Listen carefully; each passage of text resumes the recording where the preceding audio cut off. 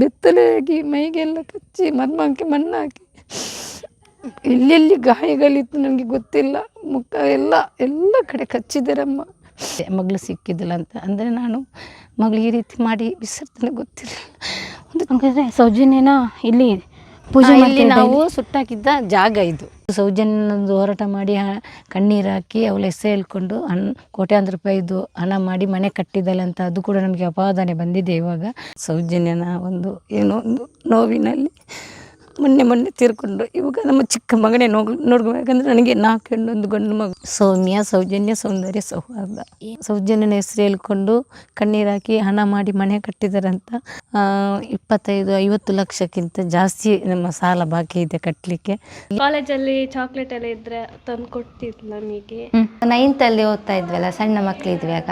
ನಾವು ಬಿಡ್ತಾ ಇರಲಿಲ್ಲ, ನಾವು ಮನೆಯಲ್ಲೇ ಇದ್ವಿ ಅವಾಗ ಫುಲ್. ನನಗೆ ಜೀವನದಲ್ಲಿ ಆಸೆ ಇಲ್ಲ, ಆದರೆ ನನಗೆ ನ್ಯಾಯ ಸಿಗಬೇಕು.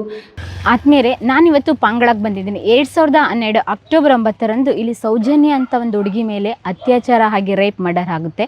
ಅದೆಲ್ಲ ನಿಮಗೆಲ್ಲ ಗೊತ್ತಿದೆ. ಇವಾಗ 2025 ಆಗಿದೆ. ಸರಿಸುಮಾರು 13 ವರ್ಷಗಳಾದ್ರೂ ನಂತರ ರೇಪ್ ಮಾಡಿದವ್ರು ಯಾರು ಅಂತ ಇನ್ನೂ ಸಿಕ್ಕಿಲ್ಲ. ಹಾಗಾಗಿ ಆ ಹುಡುಗಿಗೆ ನ್ಯಾಯ ಕೊಡಿಸ್ಬೇಕು ಅಂತ ಹೇಳಿ ಅವ್ರ ಮನೆಗೆ ಬಂದಿದ್ದೀನಿ. ಸಾಕಷ್ಟು ಜನ ಆ ಸೌಜನ್ಯ ಕೊಲೆ ಪ್ರಕರಣದ ಬಗ್ಗೆ ಮಾಹಿತಿನ ಕಲೆ ಹಾಕಿದ್ದಾರೆ, ವಿಡಿಯೋ ಮಾಡಿದ್ದಾರೆ.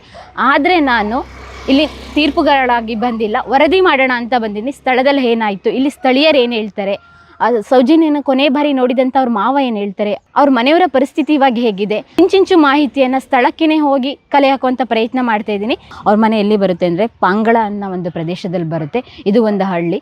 ಸುತ್ತ ನೋಡ್ಬೋದು ಒಂದು ರೀತಿಯಾಗಿ ದಟ್ಟ ಅರಣ್ಯವಾದಂಥ ಪ್ರದೇಶ. ನೇತ್ರಾವತಿ ನದಿ ದಂಡೆಯ ಮೇಲೆ ಅವ್ರ ಮನೆ ಬರುತ್ತೆ. ಇವತ್ತಿನಿಂದ ನಮ್ಮ ಡಿಜಿಟಲ್ ಮಾಧ್ಯಮದಲ್ಲಿ ಸೌಜನ್ಯ ಕೊಲೆ ಪ್ರಕರಣ ಕುರಿತಂತೆ, ಸೌಜನ್ಯ ಮರ್ಡರ್ ಕೇಸ್ ಕುರಿತಂತೆ ಇಂಚಿಂಚು ಮಾಹಿತಿ ಬರುತ್ತೆ. ಬನ್ನಿ ಅವ್ರ ಮನೆಯವ್ರನ್ನ ಮಾತಾಡ್ಸೋಣ.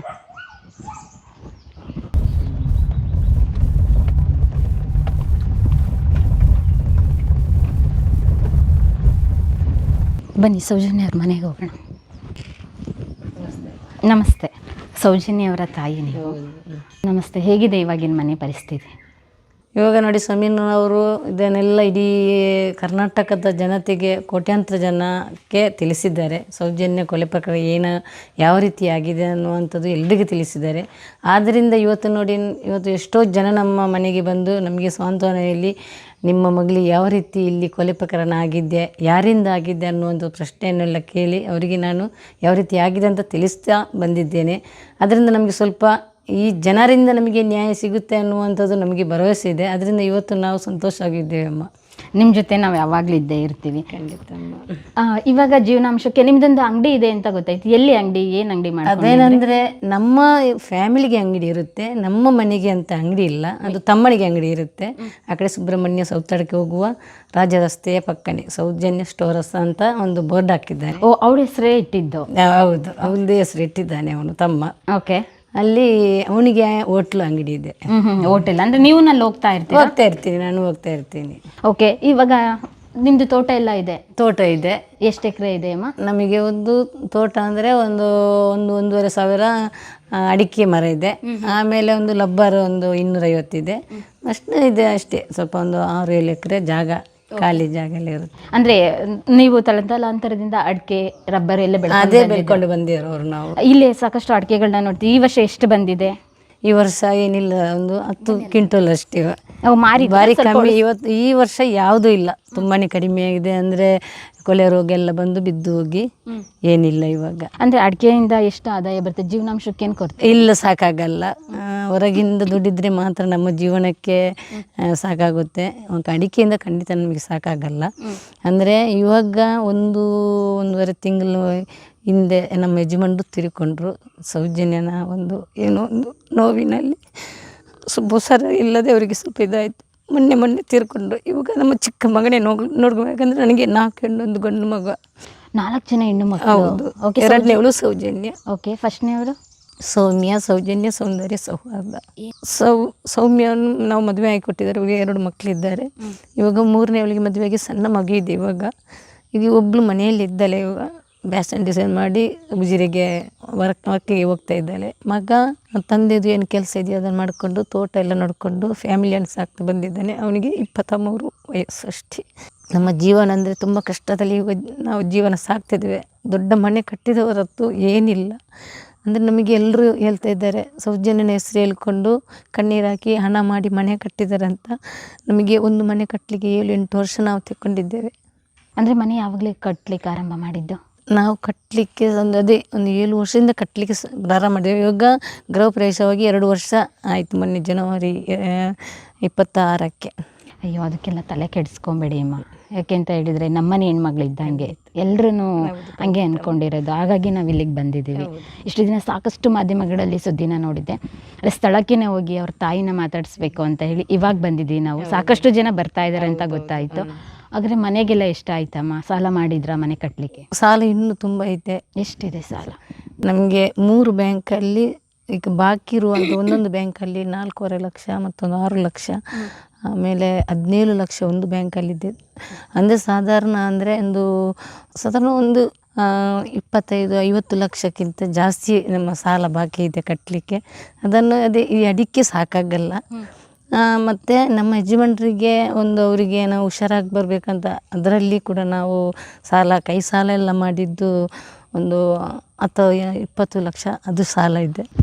ಓ ಮೈ ಗಾಡ್. ಅಂದರೆ ಏನು ನಿಮ್ಮ ಯಜಮಾನರಿಗೆ ಏನು ಕಾಯಿಲೆ? ಅವರಿಗೆ ಸ್ವಲ್ಪ ಅಲ್ಸರ್ ಅಂತ ಬಂದಿದ್ದು, ಅವಾಗ ಗುಣ ಆಗಿದ್ದರು. ಅಂದರೆ ಮುಂಚೆನೇ ಇತ್ತು? ಮುಂಚೆ ಅಲ್ಸರ್ ಇತ್ತು, ಅದು ಗುಣವಾಗಿ ತುಂಬ ಹುಷಾರಾಗಿ ಎಲ್ಲ ಕಡೆ ಹೋಗ್ತಾ ಇದ್ರು ಡೀಸೆಂಟಾಗಿ. ಅಂದರೆ ಅವರು ಇವಾಗ ನನಗೆ ಮಗಳಿಗೆ ನ್ಯಾಯ ಸಿಗಲಿಲ್ಲ, 13 ವರ್ಷ ಆದ್ರಂತ ಆ ಮನಸ್ಸಿನಲ್ಲಿ ಆ ನೋವನ್ನು ಇಟ್ಕೊಂಡು ಯಾರ ಹತ್ರ ಹೇಳೋಕ್ಕಾಗದೆ ಆ ನೋವಿನಲ್ಲಿ ಅವರು ಇವತ್ತು ಪ್ರಾಣ ಬಿಟ್ಟಿದ್ದಾರೆ. ಓ ಮೈ ಗಾಡ್. ಇಷ್ಟೆಲ್ಲ ವ್ಯವಸ್ಥೆಯಲ್ಲಿ ನೋಡಿ ಏನೆಲ್ಲ ಆದಾಗ ಏನೆಲ್ಲ ಕುಟುಂಬದ ಮೇಲೆ ಏನೆಲ್ಲ ಪರಿಣಾಮ ಬೀರುತ್ತೆ. ಇವಾಗ ನಾನೇ ಅಂದರೆ 2 ಜೀವಗಳ ಮಧ್ಯೆ ಹೋರಾಡ್ತಾ ಇದ್ದೇನೆ. ಆ ನೋವನ್ನು ನನ್ನ ಮನಸ್ಸಲ್ಲಿ ಇಟ್ಟುಕೊಂಡು ನನ್ನ ಮಗಳಿಗೆ ನ್ಯಾಯ ಸಿಗಬೇಕು ಅನ್ನುವಂಥದ್ದು ಹೋರಾಟದಲ್ಲಿ ಇವಾಗ ಇದ್ದೇನೆ. ಓಕೆ, ಇವಾಗ ನಿಮ್ಮ ಮಗ ಇದ್ದಾರಲ್ಲ, ಅವರು ಏನೆಲ್ಲ ಕೆಲಸ ಮಾಡ್ತಾರೆ ಈ ಕೃಷಿ ಜೊತೆಗೆ? ಹೋಟೆಲ್ನ ನೋಡ್ಕೊತಾರೆ?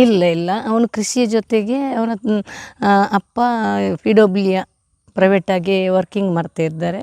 ಅಂದರೆ ಕಾಂಕ್ರೀಟೀಕರಣ ಆ ರೀತಿಯೆಲ್ಲ ಕೆಲಸ ಮಾಡ್ತಾಯಿದ್ರು. ಆ ಕೆಲಸವನ್ನು ಮಗ ವಹಿಸ್ಕೊಂಡಿದ್ದಾನೆ. ಇವಾಗ ತೋಟದೆಲ್ಲ ನೋಡಿಕೊಂಡು ಕೃಷಿದೆಲ್ಲ ಕಾಂಟ್ರಾಕ್ಟ್ ಕೆಲಸ. ಹೌದು, ಅದನ್ನು ಇವನು ನಡೆಸ್ತಾ ಇದ್ದಾನೆ. ಇವಾಗ ನಿಮ್ದು ಒಂಟಿ ಮನೆ, ಇಲ್ಲಿ ಯಾವುದು ಮನೆಗಳಿಲ್ಲ ನಾನು ನೋಡಿದ್ದೀನಿ. ಅಂದರೆ ಇವಾಗ ಅಂದರೆ ಬೋರ್ಡ್ ಹಾಕಿದ್ದಾರೆ ಈ ಪ್ರಕರಣಗಳೆಲ್ಲ ಆದಮೇಲೆ, ಸೌಜನ್ಯ ಮನೆಗೆ ಹೋಗುವ ದಾರಿ ಅಂತ ಹೇಳ್ಬಿಟ್ಟು.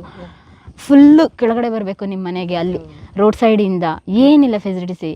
ಹೆಂಗೆ 3 ಜನ ಹೆಣ್ಮಕ್ಳು, ಇವಾಗ ಏನು ಫೆಸಿಲಿಟೀಸ್ ಇಲ್ಲ? ಏನಿಲ್ಲ ನಮಗೆ ಯಾವುದು ಕೂಡ. ನಾವು ನಂಬಿರುವಂಥ ದೇವರುಗಳೇ ನಮಗೆ ಇಡೀ ನಮ್ಮ ಕುಟುಂಬನ ಸಾಕುವಂಥ ದೇವರುಗಳು, ಯಾರು ಬಾರದಾಗೆ ನೋಡಿಕೊಳ್ಳುವಂಥ ದೇವರುಗಳಿದ್ದಾರೆ. ಅದನ್ನು ನಂಬಿ ನಾವು ಇವತ್ತು ಜೀವನ ನಡೆಸ್ತಾ ಇದ್ದೇವೆ. ಯಾರು ಬಂದರೂ ಕೂಡ ನಮಗೆ ಏನು ಮಾಡಬೇಕು ಅವರು ಕಳಿಸ್ತಾ ಇರ್ತಾರೆ. ಅಂಥವ್ರನ್ನ ಈ ಕಡೆ ಬರಲಿಕ್ಕೆ ನಮ್ಮ ದೇವರುಗಳೇ ಬಿಡುವುದಿಲ್ಲ. ಅವರನ್ನೇ ನಾವು ನಂಬಿ ಇವತ್ತು ಜೀವನ ಮಾಡ್ತಾ ಇದ್ದೇವೆ. ಕರೆಕ್ಟ್. ಸೌಜನ್ಯ ಹಾಗಾದರೆ ಯಾವ ಥರ ಹುಡುಗಿ ಅಮ್ಮ? ಅಂದರೆ ತುಂಬ ಓದೋದ್ರಲ್ಲಿ ಮುಂದೆ ಇದ್ದೀರಾ ಅಥವಾ ತುಂಬ ತುಂಟಿನ, ತುಂಬ ಸಿಂಪಲ್ ಹುಡುಗಿನ? ಅಂದರೆ ಡೀಸೆಂಟಾಗಿ ಮಗಳು, ಡೀಸೆಂಟಿಗೆ ಒಂದು ಮಾತು ನೀವು ಮಾಡಿದ್ರೆ ಒಂದೇ ಮಾತಕ್ಕೆ ಉತ್ತರ ಉಳ್ದು, ಬೇರೆ ಏನಿಲ್ಲ. ಅಂದರೆ ಕಾಮರ್ಸ್ ಇದು ತೆಕ್ಕೊಂಡು ನಾನು ಇದನ್ನೆಲ್ಲ ಓದಿ ಡಾಕ್ಟ್ರ್ ಆಗಬೇಕನ್ನುವಂಥದ್ದು ಕನಸಿತ್ತು ಅವಳಿಗೆ. ಆ ಕನಸನ್ನು ನಾವು ನನಸು ಮಾಡಬೇಕಂತ ಇದ್ದೀವಿ. ನಿಮ್ಮನ್ನೆಲ್ಲ ನೋಡಿಕೊಂಡು ನಾನು ಸಾಕಬೇಕಮ್ಮ ಅಂತ ಆ ಮನಸ್ಸಲ್ಲೆಲ್ಲ ನಮ್ಮ ಹತ್ರ ಹೇಳ್ಕೊಳ್ತಿದ್ಳು. ಅಂದರೆ ಸ್ವೀಟ್ ತಿಂಡಿಯಲ್ಲಿ ಕೂಡ ಅವಳಿಗೆ ತುಂಬಾ ಇಷ್ಟ. ತಾನು ನನ್ನ ಕೈಯಿಂದಲೇ ಮಾಡಿ ತಾನು ತಿನ್ನಿಸ್ಬೇಕು, ತನ್ನವರಿಗೂ ಕೊಡಿಸ್ಬೇಕನ್ನುವಂಥದ್ದು ಇತ್ತು. ಅದು ಅವನಿಗೆ ಜಿಲೇಬಿ ಸ್ವೀಟ್ ಅಂದರೆ ತುಂಬಾ ಇಷ್ಟ. ಅದು ಮನೆಯಲ್ಲಿ ಯಾವ ರೀತಿ ತಿಂಡಿ ಬೇಕಾದರೂ ಮಾಡ್ತಾಳೆ. ಯಾವ ನಿಮಗೆ ಸ್ವೀಟ್ ಬೇಕು ಆ ರೀತಿ ಎಲ್ಲ ಕಲ್ತಿದ್ರು. ಯಾವ ಥರ ಅಡುಗೆ ಮಾಡಬೇಕು ಎಲ್ಲ ಕಲ್ತಿದ್ರು. ಅಂದರೆ ಓದು ಬರೋದಲ್ಲೂ ಕೂಡ ಅಷ್ಟೇ, ಕಲಿಕೆಯಲ್ಲಿ ತುಂಬಾ ಅವಳು. ಯಾರು ಕೂಡ ನೆಂಟರು ಬಂದರೂ ಅಲ್ಲ, ಯಾರು ಫ್ರೆಂಡ್ ಬಂದರೂ ಕೂಡ ಅವಳು ಒಂದು ಎಕ್ಸಾಮ್ ಇದ್ದರೆ ಅವಳಿಗೆ ಏನು ನೀವು ಕೆಲಸ ಎಲ್ಲ ಕೊಟ್ಟಿದ್ರು ಆ ಕೆಲಸನೆಲ್ಲ ಮುಗಿಸಿ ಒಂದು ಸ್ಕೂಲಿಗೆ ಹೋಗಬೇಕಾದ್ರೆ ಒಂದು ದೇವರಿಗೆ ಹೂವಿನ ಮಾಲೆ ಕಟ್ಟಿ ಹಾಕಿ ಅನಂತರ ಎಕ್ಸಾಮ್ಗೆ ಹೋಗಿದ್ರೆ ಆಮೇಲೆ ಕಾಲೇಜಿಗೆ ಹೋಗ್ತಾಯಿದ್ಳು. ಕಾಲೇಜ್ ಬಿಟ್ಟರೆ ಮನೆ ಬಿಟ್ಟರೆ ಕಾಲೇಜ್, ಯಾರ ಜೊತೆನೂ ಕೂಡ ಮಾತಾಡಲಿಕ್ಕೆ ಹೋಗ್ತಿರಲಿಲ್ಲ. ಅಂದರೆ ನಮ್ಮ ಈ ವಠಾರದಲ್ಲಿ ಎಷ್ಟೋ ಮನೆಗಳಿದೆ. ಇಲ್ಲಿ ನಮ್ಮ ಈ ವಠಾರದಲ್ಲಿ ಎಷ್ಟು ಮನೆ ಇದೆ, ಅವರ ಪರಿಚಯ ಇಲ್ಲವೇ ಇಲ್ಲ ಅವಳಿಗೆ. ಯಾರ ಮನೆಗೂ ಹೋಗ್ತಿರ್ಲಿಲ್ಲ. ನಾವು ಎಲ್ಲಿಯಾದರೂ ದೇವಸ್ಥಾನಕ್ಕೆ ಹೋಗಬೇಕಾದ್ರೆ ನಾವು ಮಾತ್ರ ಹೊರಟ್ರೆ ಅಮ್ಮ ನಿಮ್ಮ ಜೊತೆ ಬರ್ತೇನೆ, ಬೇರೆಯವರ ಜೊತೆ ಯಾರು ಫ್ರೆಂಡ್ಸು ಯಾರೂ ಇಲ್ಲ, ಆದರೂ ಬೇರೆಯವ್ರ ಜೊತೆ ಹೋಗ್ತಿರ್ಲಿಲ್ಲ. ಓಕೆ, ಡೈಲಿ ಕಾಲೇಜ್ಗೆ ಹೇಗೆ ಹೋಗ್ತಾ ಇದ್ದಿದ್ದು? ಯಾವ ಕಾಲೇಜ್? ನಡ್ಕೊಂಡೆ ಹೋಗ್ತದ್ದು ಜಿರೆ. ಅಂದರೆ ಎಲ್ಲ ಮಕ್ಕಳು ಅವರ ಇದರಲ್ಲಿ ಕಲಿತಾ ಮಕ್ಕಳು ನಮ್ಮದು. ಸೌಜನ್ಯ ಈ ರೀತಿ ಆದಮೇಲೆ ನನ್ನ 2-3 ಮಕ್ಕಳನ್ನು ಬೇರೆ ಕಡೆ ತೆಗೆದು ಹಾಕಿದ್ದೇನೆ. ಆಮೇಲೆ ಇವಾಗ ಬೇರೆ ಮಕ್ಕಳೆಲ್ಲ ಏನಂತಿದ್ರೆ ಮದುವೆ ಮಾಡಿದ್ದೀರಾ? ಒಬ್ಬರಿಗೆ ಈಗ ಮದುವೆ ಮಾಡಿದ್ದೇನೆ ನಾನು. ಅವಳು ಸಿವಿಲ್ ಕಲಿತು ವರ್ಕ್ ಮಾಡ್ತಾ ಇದ್ದಾರೆ ಇಲ್ಲಿ ಉಜಿರೇನಿ ಪಕ್ಕ. ನಾನು ಕೊಟ್ಟಿದ್ದು ಇಲ್ಲಿ ಧರ್ಮಸ್ಥಳದಿಂದ 6 ಕಿಲೋಮೀಟರ್ ಒಳಗೆ ಕೊಟ್ಟಿದ್ದು. ಸೌಜನ್ಯ ಪ್ರಕರಣ ಆಗಕ್ಕಿಂತ ಮುಂಚೆನೇ ಮದುವೆ ಆಗಿತ್ತು? ಇಲ್ಲ 2 ವರ್ಷ ಆಗ್ತಾ ಬಂತಷ್ಟೇ. ಅಂದ್ರೆ ಮದ್ವೆಲಿ ಹೇಗೆ ಗಂಡು ನೋಡ್ಬೇಕಾದ್ರೆ ಎಲ್ಲ ಅರ್ಥ ಮಾಡ್ಕೊಂಡಿದ್ದಾರಲ್ವಾ ಮನೆ ಪರಿಸ್ಥಿತಿ ಎಲ್ಲ? ಎಲ್ಲ ಹೌದು. ಅದೇನೋ ನಿಮಗೆ ಹೆಣ್ಮಕ್ಳು ಕೊಡ್ಬೇಕಾದ್ರೆ ಮದುವೆ ಮಾಡ್ಬೇಕಾದ್ರೆ ತೊಂದರೆ ಏನಾದ್ರು? ಏನು ತೊಂದರೆ ಇಲ್ಲ, ಅದು ದೇವರದಲ್ಲಿ ಯಾವ ತೊಂದರೆ ಇಲ್ಲ. ಅಂದ್ರೆ ಗಂಡು ಮಕ್ಕಳು ಈಗ ಅಳಿಯಂದರು ತುಂಬ ಒಳ್ಳೆಯವರು, ತೊಂದರೆ ಇಲ್ಲ. ನನ್ನ ಮಗ ಥರ ಅಳಿಯಂದಿರಿದ್ದಾರೆ, ಅದೇನು ತೊಂದರೆ ಇಲ್ಲ. ಅದರಿಂದ ನಾವು ಸಂತೋಷವಾಗಿದ್ದೇವೆ. ಎರಡನೇ ಅಳಿಯ ಏನ್ ಮಾಡ್ತಾ ಇರೋದು? ಅವನು ಕೂಡ ಸಿವಿಲ್ ಇಂಜಿನಿಯರ್ ಆಗಿ ವರ್ಕ್ ಮಾಡ್ತಾ ಇದ್ದಾನೆ. ಮಗಳು ಕೆಲಸ ಮಾಡ್ತಾ ಇದ್ದಾರೆ? ಅದು ಕೆಲಸ ಅವ್ನು ಮದುವೆ ಮಂಗಳೂರಲ್ಲಿ ಇರುವವನು. 3ನೇ ಅವಳ ಗಂಡ. ಫಸ್ಟ್ ಸೌಮ್ಯಲ ಗಂಡ ಇಲ್ಲಿ ಬೆಳ್ತಂಗಡಿ ಓಕೆ ಶೋರೂಮಲ್ಲಿ ಇದ್ದಾನೆ. ಇವಾಗ ಇಲ್ಲೆಲ್ಲ ತೋಟ ನೋಡ್ತಾ ಇದೀವಲ್ಲ, ಇದೆಲ್ಲ ನಿಮ್ದೇನಾ ತೋಟ? ಇದು ತೋಟ ನಮ್ಮದೇ. ಇದು ನಮ್ಮ ತಂದೆಯವ್ರದ್ದು ತೋಟ. ಓಕೆ. ಇದು ಮತ್ತೆ ನೋಡಿ, ಇದು ಈ ಮನೆ ಪಕ್ಕ ಇಲ್ಲಿ ಇದೆಲ್ಲ ನಮ್ದು ತೋಟಗಳು. ಹೌದು. ಓಕೆ. ಹಸುಗಳನ್ನ ಸಾಕಿದ್ದೀರಾ ನೀವು? ಹಸು 2 ಇದೆ. ಓಕೆ. ಹಾಲು ಮಾರಾಟ ಮಾಡ್ತೀರಾ? ಇಲ್ಲ. ಓಕೆ, ಮನೆಗಷ್ಟೇ ನಾವು ಇದು ಮಾಡ್ತಾ ಇದ್ದೇವೆ. ಅಂದ್ರೆ ಅದು ಧರ್ಮಸ್ಥಳಕ್ಕೆ ಆ ಕಡೆ ತಕೊಂಡು ಹೋಗ್ಬೇಕು. ನಮ್ಮಿಂದ ಯಾರಿಂದ ತಕೊಂಡು ಹೋಗ್ಲಿಕ್ಕೆ ಸಾಧ್ಯ ಇಲ್ಲ. ಗಂಡು ಮಗ ಇದ್ರೆ ಕೆಲಸಕ್ಕೆ ಹೋದ್ರೆ ಮತ್ತೆ ಯಾರಿಲ್ಲ ಇಲ್ಲಿ. ಇಲ್ಲಿಂದ ನೀವು ಹಾಲು ಕರೆದ್ರು ಕೂಡ ಧರ್ಮಸ್ಥಳ 3 ಕಿಲೋಮೀಟರ್ ಹೋಗ್ಬೇಕು ನಮ್ಮ ಇಲ್ಲಿಂದ ಹಾಲು ತಕೊಂಡು ಹೋಗ್ಬೇಕಿದ್ರೆ. ನಿಮ್ಗೆ ಬಸ್ಸಿನ ವ್ಯವಸ್ಥೆ ಎಲ್ಲ ಹೇಗೆ? ಬಸ್ ಎಲ್ಲಿಗೆ ಬರುತ್ತೆ? ಇಲ್ಲಿಂದ ಹೋಗ್ಬೇಕು ಎಲ್ಲಿಗಾದ್ರೂ ಹೋಗ್ಬೇಕಂದ್ರೆ? ಬಸ್ಸು ನಮಗೆ ನೇತ್ರಾವತಿ ಧರ್ಮಸ್ಥಳ ಅಷ್ಟೇ. ಇವಾಗ ಸೌಜನ್ಯದ ಏನೋ ಒಂದು ಇದಾಯ್ತಾ, ಆದ ನಂತರ ಈಗ 1 ವರ್ಷದ ನಂತರ ನಮಗೆ ಇಲ್ಲಿ ಬಸ್ ಒಂದು ಮಾಡಿದ್ದಾರೆ ಮಕ್ಕಳಿಗೋಸ್ಕರ. ಓಕೆ. ಬೆಳಿಗ್ಗೆ 8:30 ಗಂಟೆಗೆ ಬಸ್ಸು ಬರುತ್ತೆ ಶಾಲಾ ಮಕ್ಕಳಿಗೆ. ಆಮೇಲೆ ಸಾಯಂಕಾಲ 4:15 ಗಂಟೆಗೆ ಆ ಬಸ್ ವಾಪಸ್ ಬರುತ್ತೆ ಮಕ್ಕಳನ್ನ ಕರ್ಕೊಂಡು. ಅಷ್ಟೇ. ಮುಂಚೆ ಎಲ್ಲ ನೀವೆಲ್ಲ ನಡೆದೇ ಹೋಗ್ಬೇಕಿತ್ತು? ಎಷ್ಟು ಕಿಲೋಮೀಟರ್ ಆಗುತ್ತೆ? ನಮಗೆ ಇಲ್ಲಿಂದ ನೇತ್ರಾವತಿ ಧರ್ಮಸ್ಥಳ 2 ಕಿಲೋಮೀಟರ್ ಆಗುತ್ತೆ. ಮಳೆ ಇರ್ಲಿ ಬಿಸಿಲು ಇರ್ಲಿ ನಡ್ಕೊಂಡೇ ಹೋಗ್ಬೇಕು. ಒಂಟಿ ಮಹಿಳೆಯರು ಹೆಂಗೆ ಹೋಗ್ತಾ ಇದ್ದಿದ್ದು? ಏನು ಗೊತ್ತಾ, ಇಲ್ಲಿ ಎಷ್ಟು ಕೊಲೆ ಪ್ರಕರಣ ನಡೀತಾ ಇತ್ತು, ಆದ್ರೆ ಇಲ್ಲಿ ಇದ್ದವ್ರಿಗೆ ಈ ರೀತಿ ಆಗ್ತದೆ ನಮಗೂ ಗೊತ್ತಿರಲಿಲ್ಲ. ಓಕೆ. ಮುಂಚೆ ಸಾಕಷ್ಟು ನೀವು ಕೇಳಿದ್ದೀರಾ ಕೊಲೆ ಪ್ರಕರಣಗಳೆಲ್ಲ? ನಾನು ಚಕ್ಕಿರೋಗ್ಲೇ ನೋಡಿದ್ದೇನೆ. ನಾನು ಇಲ್ಲಿಯೇ ಕೊಲೆ ಆದ ಎಷ್ಟೋ ಹೆಣ್ಣಗಳನ್ನ ನೋಡಿದ್ದೇನೆ. ಅಂದ್ರೆ ನಮಗೆ ನೇತ್ರಾವತಿಯಲ್ಲಿ ಅಂಗಡಿ ಇತ್ತು ಅವಾಗ ಮದುವೆ ಮುಂಚೆ. ಮದುವೆ ಮುಂಚೆ ಅಲ್ಲಿ ನೇತ್ರಾವತಿ ಎಲ್ಲ ಬಟ್ಟೆಗಳು ಸೋಪುಗಳು ಅಲ್ಲಿ ಭಕ್ತಾದಿಗಳಿಗೆ ಏನೆಲ್ಲ ಬೇಕು ಅಂಥದ್ದೆಲ್ಲ ಇಟ್ಕೊಂಡು ನಾವು ಅಂಗಡಿ ಮಾಡ್ತಾ ಇದ್ದೀವಿ. ಅವಾಗ ನನಗೆ ಮದುವೆ ಆಗಿಲ್ಲ, ನಾನು ಸಣ್ಣವಳು. ಅವಾಗ ನಾನು ಒಬ್ಳೇ ಹೋಗ್ತಾ ಬರ್ತಾ ಇದ್ದೆ. ನಿಮ್ದು ಇಲ್ಲೇ ಸುತ್ತಮುತ್ತ ಊರ? ನಂದು ಇದೇ ತಾಯಿ ಮನೆ. ಓಕೆ. ಇದೇ ತಾಯಿ ಮನೆ, ಪಕ್ಕ ಮನೆ. ಇಲ್ಲಿ ಇವರು ಒಬ್ಬರೇ ಮಗ, ಇವರಿಗೆ ನಮ್ಮ ಅತ್ತೆಮ್ಮವ್ರಿಗೆ ಒಬ್ಬರೇ ಮಗ, ಬೇರೆ ಹೆಣ್ಣು ಗಂಡು ಯಾರಿಲ್ಲ. ಅದೇ ಹತ್ತಿರದಿಂದಲೇ ಕೊಡ್ಬೇಕಂತ ನಮ್ಮ ತಂದೆಗೆ ಕೊಟ್ಟಿದ್ದಾರೆ. ತೊಂದರೆ ಇಲ್ಲ, ದೇವರ ದಯದಲ್ಲಿ ಸಂಸಾರ ಉಂಟು. ತುಂಬ ಜೀವನ ತುಂಬ ಪ್ರೀತಿಯಿಂದ ನಮ್ಮನ್ನು ಸಾಕಿದ್ದಾರೆ. ಇವತ್ತು ಅವರು ಆಗಿ ಹೋದರೂ ಕೂಡ ನಮಗೆ ಏನು ಕೃಷಿಯೆಲ್ಲ ಮಾಡಿ ಇಟ್ಟು ಹೋಗಿದ್ದಾರೆ. ಜೀವನಾಂಶಕ್ಕೆ ಎಲ್ಲ ಮಾಡಿಟ್ಟೋಗಿದ್ರೆ, ಕಷ್ಟದ ಬದುಕಾದ್ರೂ ಕೂಡ ತುಂಬಾ ನೆಮ್ಮದಿ ಅದೇ ಜೀವನ ಮಾಡ್ತಾ ಇದ್ದಿದ್ದು. ನೀವು ಸಾಕಷ್ಟು ಕೊಲೆ ಪ್ರಕರಣಗಳನ್ನ ನೋಡಿದೆ ಅಂದ್ರಲ್ಲ, ಏನೆಲ್ಲ ಕೇಳ್ತಾ ಇದ್ರಿ ಆ ನದಿ ತೀರದಲ್ಲೆಲ್ಲ? ಏನೆಲ್ಲ ಆಗ್ತಾ ಇತ್ತು? ಏನು ಗೊತ್ತಾ, ನಮ್ಮ ಮಕ್ಕಳ ಬಾಡಿ ಸಿಕ್ಕಿದ ಜಾಗದಲ್ಲಿ ತುಂಬಾನೇ ಹೆಣ್ಮಕ್ಳ ಬಾಡಿ ಅದೇ ಜಾಗದಲ್ಲಿ ಅಲ್ಲಿ ಕಾಡೆಲ್ಲ ಎಷ್ಟು ಅಲ್ಲಿ ಕಾಡುಗಳಿದ್ದವು, ಅಷ್ಟೆಲ್ಲ ಕಾಡುಗಳಲ್ಲಿ ಹೆಣಗಳು ಹೆಣ್ಮಕ್ಳದೇ ಜಾಸ್ತಿ. ಕೂದಲೆಲ್ಲ ನನ್ನ ಮಗಳ ಬಾಡಿ ಸಿಕ್ಕಿದಲ್ಲಿ ಕೂದಲು ಕೂಡ ಇತ್ತಂತೆ. ಆಮೇಲೆ ನಾನು ಅದರ ಮುಂಚೆ ಅಂಗಡಿಯಿಂದ ಬರಬೇಕಾದ್ರೆ ಇಷ್ಟ ಹತ್ತಿರ ಇದು ನಮ್ಮ ರೋಡ್ ಅಂದರೆ ಇಷ್ಟು ಒಂದು ಚಿಕ್ಕ ಗಿಡಕ್ಕೆ ಒಂದು ಹೆಣ್ಮಗಳನ್ನು ನೇಣಿನಲ್ಲಿ ಕಟ್ಟಿ ಕಾಲೆಲ್ಲ ನೆಲಕ್ಕೆ ಮುಟ್ತಿತ್ತು. ಅದು ರೀಸೆಂಟಾಗಿ ಅವಾಗ ನಾನು ಬರುವ ಮುಂಚೆ ಅದನ್ನು ಇದು ಮಾಡಿ ಹೋಗಿದ್ದಾರೆ ಅಷ್ಟೇ. ಅದು ನಾನು ನೋಡಿದ್ದೇನೆ, ಕಣ್ಣಾರೆ ನೋಡಿದ್ದು ನಾನು ಅದನ್ನು. ಆಮೇಲೆ ಇದೇ ಧರ್ಮಸ್ಥಳಕ್ಕೆ ಬರುವ ಭಕ್ತಾದಿ ಒಬ್ಬಳು ಯಾರೋ ತಾಯಿ, ಅವರು ಕೂಡ ಬಸ್ಸಿನಿಂದ ಇಲ್ಲಿದ್ದ ನಂತರ, ಇದು ನಮ್ಮ ತಮ್ಮ ನೋಡಿದ್ದು. ಇಲ್ಲಿ ಧರ್ಮಸ್ಥಳ ಪೊಲೀಸ್ ಸ್ಟೇಷನ್ ಒಂದು ವ್ಯವಸ್ಥೆ ಆಗಿದೆ ಇವಾಗ. ಅಲ್ಲಿ ಪಕ್ಕನೇ ಹೆಂಗಸಿಗೆ ಮುಖಕ್ಕೆ ಬಟ್ಟೆ ಹಾಕಿ ಅದಕ್ಕೆ ಹಸಿಡಿಯನ್ನು ಹಾಕಿ ಅದು ಹೊಗೆ ಬರುವಂಥ ರೀತಿಯಲ್ಲಿ ಆಗ್ತಾ ಇತ್ತು. ಇದು ನಾವು ತಮ್ಮ ನೋಡಿದ ಇದು ಅಷ್ಟೆಲ್ಲ ಕೊಲೆಗಳು ಆಗಿದೆ. ಎಲ್ಲ ಬಂದವರಿಗೂ ಕೂಡ ಇಲ್ಲಿ ಯಾವುದೂ ಇದಿಲ್ಲ. ಈಗ ಗಂಡ ಹೆಂಡತಿ ಇಬ್ಬರು ಮದುವೆಯಾಗಿ ಬಂದರೂ ಕೂಡ ಒಂದು ರೂಮು ಮಾಡಿದರೆ, ನೀವು ಗಂಡ ಹೆಂಡತಿ ಇಬ್ಬರೇ ಅಂದರೆ ಗೊತ್ತಾದರೆ ಸಾಕು, ಗಂಡನನ್ನು ರೂಮಿಂದ ಹೊರಗೆ ಬರುವ ತನಕ ಕಾಯ್ತಾರೆ. ಆಮೇಲೆ ಗಂಡನ ಕೈಯಲ್ಲಿ ಹಿಡ್ಕೊಳ್ತಾರೆ, ಹೆಂಡತಿ ಒಳಗಿರ್ತಾರೆ. ಇವರು ಹೋಗಿ ಒಳಗೆ ನುಗ್ಗಿ ಹೆಂಡತಿಗೆ ಏನಾದರೂ ಮಾಡಿ ಆಮೇಲೆ ನೀವು ಜೀವಂತವಾಗಿ ಹೋಗ್ಬೇಕಿದ್ರೆ ಸುಮ್ಮನೆ ಹೋಗ್ಬೇಕು ಇಲ್ಲಿಂದ. ಆ ರೀತಿಯಲ್ಲಿ ದಬ್ಬಲಿಕೆ ಇದೆ. ಇದು 1-2 ವರ್ಷದಿಂದ ನಡೆದಿರುವಂತ ಘಟನೆಗಳಲ್ಲ, 13 ವರ್ಷದಿಂದ ಅಲ್ಲ. ತಂದೆಯವರಿಗೆ ಇಲ್ಲಿ ಏನೇನೆಲ್ಲ ಆಗ್ತಿದೆ ಅಂತ ಅವ್ರಿಗೆ ಎಲ್ಲೋ ಗೊತ್ತು. ನಾವು ಚಿಕ್ಕ ಇರುವಾಗ ಅದು ನಡೀತಿತ್ತು. ಅದು ನಮ್ಮ ತಂದೆಯವರಿಗೆಲ್ಲ ಗೊತ್ತು ಎಷ್ಟು ವರ್ಷದಿಂದ ನಡೀತಿದೆ ಅನ್ನುವಂಥದ್ದು. ಸ್ಥಳೀಯರಿಗೆ ಹೊಟ್ಟೆಪಾಡಿಗೆ ಕೆಲಸಕ್ಕೆ ಹೋಗ್ತಾ ಇದ್ದಾರೆ. ಇವತ್ತು ನಾವು ಅಲ್ಲಿ ಒಂದು ಏನೋ ನೋಡಿದ್ದೇವೆ ಅಂತ ಹೇಳಿದರೆ ನಾಳೆ ಕೋರ್ಟ್ ತನಕ ನಮ್ಮನ್ನೇ ಕರ್ಕೊಂಡು ಹೋಗ್ತಾರೆ. ಅದು ಅಲ್ಲದೆ ಇವತ್ತು ನಾವೊಂದು ಸಾಕ್ಷಿಗಳನ್ನು ಹೇಳಿದರೆ ನಾಳೆ ನಮ್ಮನ್ನು ಸಾಯಿಸ್ತಾರೆ.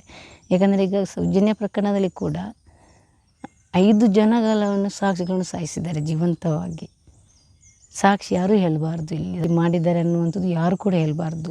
ಸಾಕ್ಷಿಗಳನ್ನು ನಾಶ ಮಾಡ್ತಾರೆ ಇದ್ದ ಜನಗಳನ್ನು ಕೂಡ. ಇವಾಗ ನಮಗೆ ಮೈಸೆಟ್ ತಿಮ್ಮರೊಡಿಯವರು ನಮಗೆ ಮತ್ತು ನನ್ನ ತಮ್ಮ ಬೆನ್ನೆಲುಬಿಗೆ ನಿಂತಿದ್ದಾರೆ. ಇವತ್ತು ನಮ್ಮ ಬದುಕಿಲ್ಲಿ ಸಾಗ್ತಾ ಇದೆ. ಇಲ್ಲಾಂದರೆ ಸೌಜನ್ಯ ಜೊತೆ ನಮ್ಮನ್ನು ಕೂಡ ಕಲಿಸ್ತಿದ್ರು. ಅಮ್ಮ, ಇಲ್ಲೊಂದು ದೇವಸ್ಥಾನ ನೋಡ್ತೀವಲ್ಲ, ಏನಿದೆ ದೇವಸ್ಥಾನ ನಿಮ್ಮ ಮನೆ ಮುಂದೆ? ನಮ್ಮದು ನಂಬಿರುವಂಥ ಈ ಜಾಗದಲ್ಲಿ ಇಲ್ಲೇ ಇತ್ತ ಮನೆ? ಇದು ಇಲ್ಲಿ ನಮ್ಮದು ಹಳೆ ಮನೆ ನೋಡಿ ಅದೇ ಇದ್ದ. ಈಗ ಒಂದು ಇದು ಭಾಗ ಉಂಟು, ಇನ್ನೊಂದು ಭಾಗ ನಾವು ತೆಗ್ದಿದ್ದೇವೆ. ನಾವು ಓಕೆ ನೋಡಿ ಇಲ್ಲಿ ಇದು ಹಾಕಿದ್ದೇವೆ ಅಲ್ಲ, ಅದೆಲ್ಲ ನಮ್ಮ ಹಳೆ ಮನೆ ಮಾಡ್ಕೊಂಡಿದ್ದೀರಾ? ಅಷ್ಟು ಚಿಕ್ಕ ಅಷ್ಟು ಚಿಕ್ಕ ಒಂದು ದೊಡ್ಡ ಅಂದರೆ ಉದ್ದ ಇತ್ತು. ನಾವು ಸೌಜನ್ಯ ಬೆಳೆದ ಮನೆ ಇದೆ, ಹಳೆ ಮನೆಯಲ್ಲಿ ಬೆಳೆದದ್ದು ಮನೆ ಅದು. ಹೌದು. ಓಕೆ. ಇದು ರಕ್ತೇಶ್ವರಿ ಅಂತ ನಮ್ಮ ಮನೆ ದೇವರು. ಆಮೇಲೆ ಅದರೊಂದು ದುರ್ಗೆ ಅಂತ ಇದೆ, ಅದನ್ನು ನಾವು ನಂಬಿಕೊಂಡು ಬಂದಿದ್ದೇವೆ. ಓಕೆ. ಸೌಜನ್ಯಂದು ಮೂರ್ತಿ ಎಲ್ಲ ಮಾಡಿ ಅಲ್ಲಿ ಇಟ್ಟಿದ್ದೇವೆ. ಒಳಗಡೆ ಇಲ್ಲ, ಇಲ್ಲಿಗೆ ಕೆಳಗಡೆ ಎಲ್ಲಿ ಸೌಜನ್ಯ ಮೂರ್ತಿ ಇದೆ ನೋಡೋಣ. ಮುಂಚೆ ಇಲ್ಲಿ ಏನಾದ್ರು ಗುಡಿ ತರ ಇತ್ತಾ? ಇಲ್ಲಿ ಮುಂಚೆ ನಾವು ಭಜನೆ ಎಲ್ಲ ಮಾಡ್ಕೊಂಡು ಇಲ್ಲ ಭಜನೆ ಎಲ್ಲ ಮಾಡ್ಕೊಂಡು ಇದು ದೊಡ್ಡದಾಗಿತ್ತು. ಭಜನೆ ಎಲ್ಲ ಮಾಡ್ಕೊಂಡು ನಾವು ಪೂಜೆ ಮಾಡ್ತಾ 2 ಹೊತ್ತು ಪೂಜೆ ಮಾಡ್ತಾ ಬಂದಿದ್ದೇವೆ. ಏನು ನಿಮ್ಮ ಮನೆ ದೇವರ? ಮನೆದು ರಕ್ತೇಶ್ವರಿ ಅಂತ. ಓಕೆ. ಇದು ಚಾಮುಂಡೇಶ್ವರಿ ರಕ್ತೇಶ್ವರಿ ಅಂತ 2 ಮುಖಗಳ ದೈವಗಳು. ಇದು ಚಾಮುಂಡೇಶ್ವರಿ, ನಮ್ದು ರಕ್ತೇಶ್ವರಿ. ಓಕೆ. ಅಲ್ಲಿ ಇದೆಯಾ? ಅಲ್ಲಿ ಚಾಮುಂಡೇಶ್ವರಿ ಅಲ್ಲಿದೆ. ಇದರಲ್ಲಿ ಒಂದು ರಕ್ತೇಶ್ವರಿ ಮತ್ತು ಒಂದು ದುರ್ಗೆ, ಕಟೀಲು ದುರ್ಗಾ ಪರಮೇಶ್ವರಿ ಅಂತ, ಅದನ್ನು ನಾವು ನಂಬಿಕೊಂಡು ಬಂದಿದ್ದೇವೆ. ಅಂದ್ರೆ ಪ್ರತಿನಿತ್ಯ ಸೌಜನ್ಯನು ಕೂಡ ಪೂಜೆ ಮಾಡ್ತಾ ಇದ್ರೆ? ಅದು ಅಭಿಷೇಕ ಮಾಡಿ ಪೂಜೆ ಮಾಡ್ತಾ ಇದ್ದೇವೆ ಅಲ್ಲಿ ಅದು. ಅವಳಿಗೆ ಗುಡಿ ಇನ್ನು ಅಲ್ಲಿ ಕೇಳ್ತಲ್ಲ ಇಲ್ಲಿ ಕೇಳ್ತಾರ ಗೊತ್ತಿಲ್ಲ, ಆದರೆ ನ್ಯಾಯ ಸಿಕ್ಕಿದ ಕೂಡಲೇ ಗುಡಿಯೇ ಮಾಡ್ತೇವೆ ನಾವು ಸೌಜನ್ಯಲಿಗೆ. ಅಮ್ಮ, ಈ ಕಡೆ ಈ ಭಾಗದಲ್ಲಿ ಎಲ್ಲಾ ಕಡೆ ಈ ತರ ಮನೆ ಮುಂದೆ ಒಂದೊಂದು ದೇವಸ್ಥಾನ ಇದೆಯಲ್ಲ, ಒಂದು ಅದು ಆ ಜಾಗದ ದೇವರುಗಳು ನಮಗೆ ಕಾಣಿಸ್ಕೊಂಡಾಗ ನೀವು ಇಂಥ ನಿಮ್ಮ ಜಾಗದಲ್ಲಿ ದೇವರುಗಳು ಇರ್ತವೆ, ಅದನ್ನು ನಂಬಿಕೊಂಡು ಬರಬೇಕು ಅನ್ನುವಂಥದ್ದು ನಮಗೆ ಸಿಗುತ್ತೆ. ಅವಾಗ ನಾವು ನಂಬಿಕೊಂಡು ಬರ್ತಾ ಇದ್ದೇವೆ. ನಮಗೆ ಅಂದರೆ ಈಗ ಸುತ್ತಮುತ್ತ ನಮ್ಮ ದೇವರುಗಳೇ ಇರುವವರು. 2 ದೈವ ನೋಡಿ ಅಲ್ಲಿ ಇದೆ, ಪಿಲಿ ಚಾಮುಂಡಿ ಅಂತ, ಆನಂತರ ಕಲ್ಲುಟ್ಟಿ ಪಂಜುರ್ಲಿ ಅಂತ ನಮ್ಮ ಊರಿನ ದೈವಗಳ ಹೆಸರು. ಹಾಗೆ ನೋಡಿ ಇಲ್ಲಿ ಚಾಮುಂಡೇಶ್ವರಿ, ಇಲ್ಲಿ ಒಂದು 5-6 ದೈವಗಳು ಇದರಲ್ಲಿ ಒಳಗಿದ್ದಾವೆ. ಯಾಕೆಂದ್ರೆ ನಮ್ಮ ಕಡೆ ಎಲ್ಲ ಊರಿಗೆ ಒಂದು ದೇವಸ್ಥಾನ ಇರುತ್ತೆ. ಇಲ್ಲಿ ಇದು ಮನೆ ಮನೆಗೆ ದೇವಸ್ಥಾನ ಇದೆ. ಹೌದು. ಎಷ್ಟು ಮನೆಗಳಿದೆ ಇಲ್ಲಿ? ಇಲ್ಲಿ ತುಂಬ ಮನೆಗಳಿದ್ದೇವೆ ಅಮ್ಮ. ಅಂದರೆ ಇಲ್ಲಿ ಸುತ್ತಮುತ್ತ ಮನೆ ಇದೆ, ನಾವು ಮಧ್ಯದಲ್ಲಿ ಇವಾಗ ಇದ್ದೇವೆ. ಓಕೆ. ನಮ್ಗೆ ಎಲ್ಲೂ ಮನೆಗಳಿಲ್ಲ ಅಂತ ಕಾಣಿಸುತ್ತೆ ಬರ್ಬೇಕಾದ್ರೆ. ನಿಮಗೆ ಬರುವಾಗ ಎಲ್ಲ ಮನೆ ಇಲ್ಲಿ ಎಲ್ಲ ಕಡೆ ಮನೆ ಇದೆ. ಅಂದರೆ ನಮ್ಮ ಮನೆಗೆ ಯಾರು ಹೋಗಬಾರ್ದು ಅನ್ನುವಂಥದ್ದು ದಬ್ಬಲಿಕೆಯಲ್ಲಿ ಇದೆ. ನೀವು ಸೌಜನ್ಯ ಮನೆಗೆ ಹೋದ್ರೆ ನಿಮಗೆ ಕೆಲಸ ಇಲ್ಲ, ಜಾಗ ಇಲ್ಲ, ಆ ರೀತಿ ದಬ್ಬಲಿಕೆ ಆಗ್ತದೆ. ನಮ್ಮ ಮನೆಗೆ ಯಾರು ಕೂಡ ಬರ್ತಿಲ್ಲ ಇವಾಗ. ಮುಂಚೆ ತುಂಬಾ ಜನ ಬರೋರು. ಸೌಜನ್ಯ ಪ್ರಕರಣ ಮುಂಚೆ ತುಂಬ ಜನ ಅಕ್ಕಪಕ್ಕದವರು, ಸುತ್ತಮುತ್ತ ಅವರು. ಒಂದು ಮೆಹಂದಿಗೆ ಮದುವೆ ಇದ್ದರೆ ಮೆಹಂದಿಗೆ 400-500 ಜನ ಆ ವರ್ಷ ನನ್ನ ದೊಡ್ಡ ಮಗಳಲ್ಲಿ ಸೇರಿದ್ದಾರೆ. ಆನಂತರ ಸೌಜನ್ಯ ನಂತರ ಯಾವುದೂ ಇಲ್ಲ, ಜನಗಳಿಲ್ಲ. ನಮಗೆ ಹೊರಗಿಂದ ಜನ, ಇಲ್ಲಿಯವರು ಯಾರು ಸ್ಥಳೀಯರು ಬರಲ್ಲ. ಇಲ್ಲ. ಇದನ್ನು ಯಾವ ಹಂತದಲ್ಲಿದೆ ಈ ಅಡಿಕೆ? ಇವಾಗ ನೋಡ್ತಾ ಇದ್ದೀವಲ್ಲ, ಇದು ಮಾರಕ್ ರೆಡಿನಾ ಅಥವಾ ಇದು ಬಿಡಿಸ್ಬೇಕಾ, ಹೇಗೆ? ಇದೇನು ಗೊತ್ತಾ, ಇದು ಒಣಗಿದ ನಂತರ ಸಿಪ್ಪೆ ಎಲ್ಲ ತೆಗೆದು ಇದಕ್ಕೆ ಜನ ಮಾಡಬೇಕು ನಾವು. 1 kg ಸಿಪ್ಪೆ ತೆಗೆದ್ರೆ ಸಾಧಾರಣ 15 ರೂಪಾಯಿ 16 ರೂಪಾಯಿ ಅವ್ರಿಗೆ ಕೆಜಿಗೆ ಕೊಡ್ಬೇಕು. ಇಲ್ಲಿ ಮೇಲೆ ಇದೆಯಲ್ಲ, ಇದ್ರ ಸಿಪ್ಪೆ ಎಲ್ಲ ತೆಗಿಬೇಕು. ಅಂದ್ರೆ ಈ ತರನು ಮಾರಾಟ ಮಾಡಕ್ ಆಗಲ್ವಾ? ಆಗುತ್ತೆ, ಅಂದ್ರೆ ಅದು ಹಣ್ಣಾಗಿರುವಾಗಲೇ ಮಾರಾಟ ಮಾಡಬೇಕು. ಇವಾಗ ಯಾರು ತಗೊಳಲ್ಲ. ಓಕೆ. ಎಷ್ಟು ಟೈಮ್ ಹಿಡಿಯುತ್ತೆ ಹಾಗಾದ್ರೆ? ಅದು ಏನು ಗೊತ್ತಮ್ಮ, ನಾವು ಅಡಿಕೆ ತೆಗೆದ ನಂತರ ಅದೊಂದು 50 ದಿವಸ ಒಣಗಬೇಕು. ಆನಂತರ ಅದನ್ನು ಒಣಗಿಸಿ ಗೋಣಿ ಚೀಲದಲ್ಲಿ ತುಂಬಿಸಿ, ಈಗ ಮಳೆಗಾಲದಲ್ಲಿ ತೆಗಿಬೇಕಾದ್ರೆ ಅಷ್ಟು ಜಾಗೃತೆಯಾಗಿ ಪ್ಲಾಸ್ಟಿಕ್ ಎಲ್ಲ ಹಾಕಿ ಗೋಣಿ ಚೀಲಕ್ಕೆ ಹಾಕಿ ಅದರಲ್ಲಿ ತುಂಬಿಸಬೇಕು. ಆನಂತರ ಕಟ್ಟಿ ಇಟ್ಟರೆ ನಮಗೆ ಮಳೆಗಾಲದ ನಂತರ ಇದು ಮಾಡಿದರೆ ಒಳ್ಳೆಯದು, ಅವಾಗ ರೇಟ್ ಇರುತ್ತೆ. ಇವಾಗ ಎಷ್ಟು ಒಂದು 300 ಚಿಲ್ಲರೆ ಇರುತ್ತೆ ಅಷ್ಟೇ. ಇವ್ರು ಯಾರು ಇದಾರಲ್ಲ? ಓಹ್, ನಿಮ್ಮ ಮಗ? ಹೌದು. ಏನು ಅಭಿಷೇಕ ಮಾಡಿ ಬಂದವನು. ಅಂದ್ರೆ ಪ್ರತಿನಿತ್ಯ ಪೂಜೆ ಎಲ್ಲ ಅಭಿಷೇಕ ಎಲ್ಲ ಮಾಡ್ತಾ ಇರ್ತೀರಾ? ಜಯರಾಮ್ ಅಂತ ಹೆಸರು. ಓಕೆ. ಎಲ್ಲಿ ನೋಡಿ ಅಲ್ಲಿ ಏನದು ಮೂರ್ತಿ? ಸೌಜನ್ಯಂದೇ ಮೂರ್ತಿ. ನಮ್ಮ ಹೋರಾಟಗಾರರು ತಿಮ್ಮರೊಡಿ, ಮೇಸಿಟ್ಟು ತಿಮ್ಮರೊಡಿಯವರಿದ್ದಾರಲ್ಲ, ಅವರು ಹುಟ್ಟಿದ ದಿವಸ ಮಾಡಿಸಿ ಇಲ್ಲಿ ಸ್ಥಾಪನೆ ಮಾಡಿದ್ದಾರೆ. ಸೌಜನ್ಯ ಮೂರ್ತಿನೇ? ಹೌದು. ಹಂಗಾದ್ರೆ ಸೌಜನ್ಯನ ಇಲ್ಲಿ ಪೂಜೆ ಇಲ್ಲಿ ನಾವು ಸುಟ್ಟಾಕಿದ್ದ ಜಾಗ ಇದು ಸುಟ್ಟಾಕಿದ ನಂತರ ಅಂದ್ರೆ ಅಂತ್ಯಕ್ರಿಯೆ ಮರ ಮಾಡಿದ್ದು. ಬೆಳ್ದಿದೆ, ತನ್ನಷ್ಟಕ್ಕೆ ಈ ಮರ ಬೆಳೆದಿದೆ. ಇದಕ್ಕೆ 12 ವರ್ಷ ಈಗ ನಡೀತಿದೆ. ಸೌಜನ್ಯಗೆ 13 ವರ್ಷ ಇವಾಗ. ಇದಕ್ಕೆ 12 ವರ್ಷ ಆಯಿತು. ಅಂದ್ರೆ ಸೌಜನ್ಯ ಅಂತ್ಯಕ್ರಿಯೆ ಇಲ್ಲೇ ಆಗಿದ್ದು. ಇಲ್ಲಿ ಆಗಿದ್ದು ನಾವು. ಓಕೆ, ನಿಮ್ಮ ಕಡೆ ಸುಡುವಂಥ ಪದ್ಧತಿ ಉಂಟು, ಸುಡಬೇಕಂತ ನಾವು ಸುಟ್ಟಾಕಿದ್ದದು. ಎಷ್ಟು ದಿನ ಆಯಿತು ಇಲ್ಲಿ ಕೂರಿಸಿ? ಆಯಿತು 2 ವರ್ಷ 2-3 ವರ್ಷ ಆಗ್ತಾ ಬಂತು. ಇದೆಲ್ಲ ನಿಮ್ಮ ಇದು ತೋಟ? ನಮ್ಮ ಜಮೀನಿದ್ದು. ಯಾವುದು ಇದು ಮರ? ಇದು ಅಂದರೆ ನಿಮಗೆ ಸೌತರ್ಕದಲ್ಲಿ ಗಣೇಶನ ಹತ್ರ ಒಂದು ಮರ ಇದೆ ನೋಡಿದ್ದೀರಾ ನೀವು? ಗಣೇಶ ಮೂರ್ತಿ ಹತ್ರನೇ ದೊಡ್ಡ ಮರ ಇದೆ, ಅದೇ ಮರ ಇದು. ನಾವು ಈ ಕಡೆ ಸರೋಳಿ ಮರ ಅಂತ ಹೇಳ್ತೇವೆ. ತಂಪಾಗಿರುವ ಒಂದು ಮರ ಇದು. ಹಣ್ಣು ಕಾಯಿ ಹೂವೆಲ್ಲ ಇದರಲ್ಲಿ ಬಿಡುತ್ತೆ. ಇದು ಕೂಡ ನಿಮ್ಮದೇ ಪ್ರಾಪರ್ಟಿ ಅಮ್ಮ? ಹಾಂ, ಇದೆಲ್ಲ ನಮ್ಮದು. ಇದು ನಮ್ಮದು, ಅದು ನಮ್ಮ ತಾಯಿಯವ್ರದ್ದು. ಇದು ತೋಟ ಮತ್ತು ಇದು ತೋಟ ನಮ್ಮದು. ಒಟ್ಟು ಎಷ್ಟು ಎಕರೆ ಪ್ರದೇಶ ಅಮ್ಮ ಇಲ್ಲಿ ನಿಮ್ಮದು? ಅದು ಯಾರಿಗೆ ನಮಗೆ ಮಾತ್ರನಾ? ನಮಗೆ ಫ್ಯಾಮಿಲಿಗೆ ಒಂದು 5 ಎಕರೆ ಇದೆ ಅಷ್ಟೇ. ಅಂದರೆ ಸಾಕಷ್ಟು ಜನ ಬಂದವರೆಲ್ಲ ಸೌಜನ್ಯ ಮೂರ್ತಿಯನ್ನು ಪೂಜೆ ಮಾಡಿ, ಕಾಯಿ ತಂದರೆ ಕಾಯಿ ಹೊಡೆದು ಹೂವಿನ ಮೇಲೆ ಮಾಲೆ ಎಲ್ಲ ಹಾಕಿ ಪೂಜೆ ಮಾಡಿಕೊಂಡು ಹೋಗ್ತಾರೆ.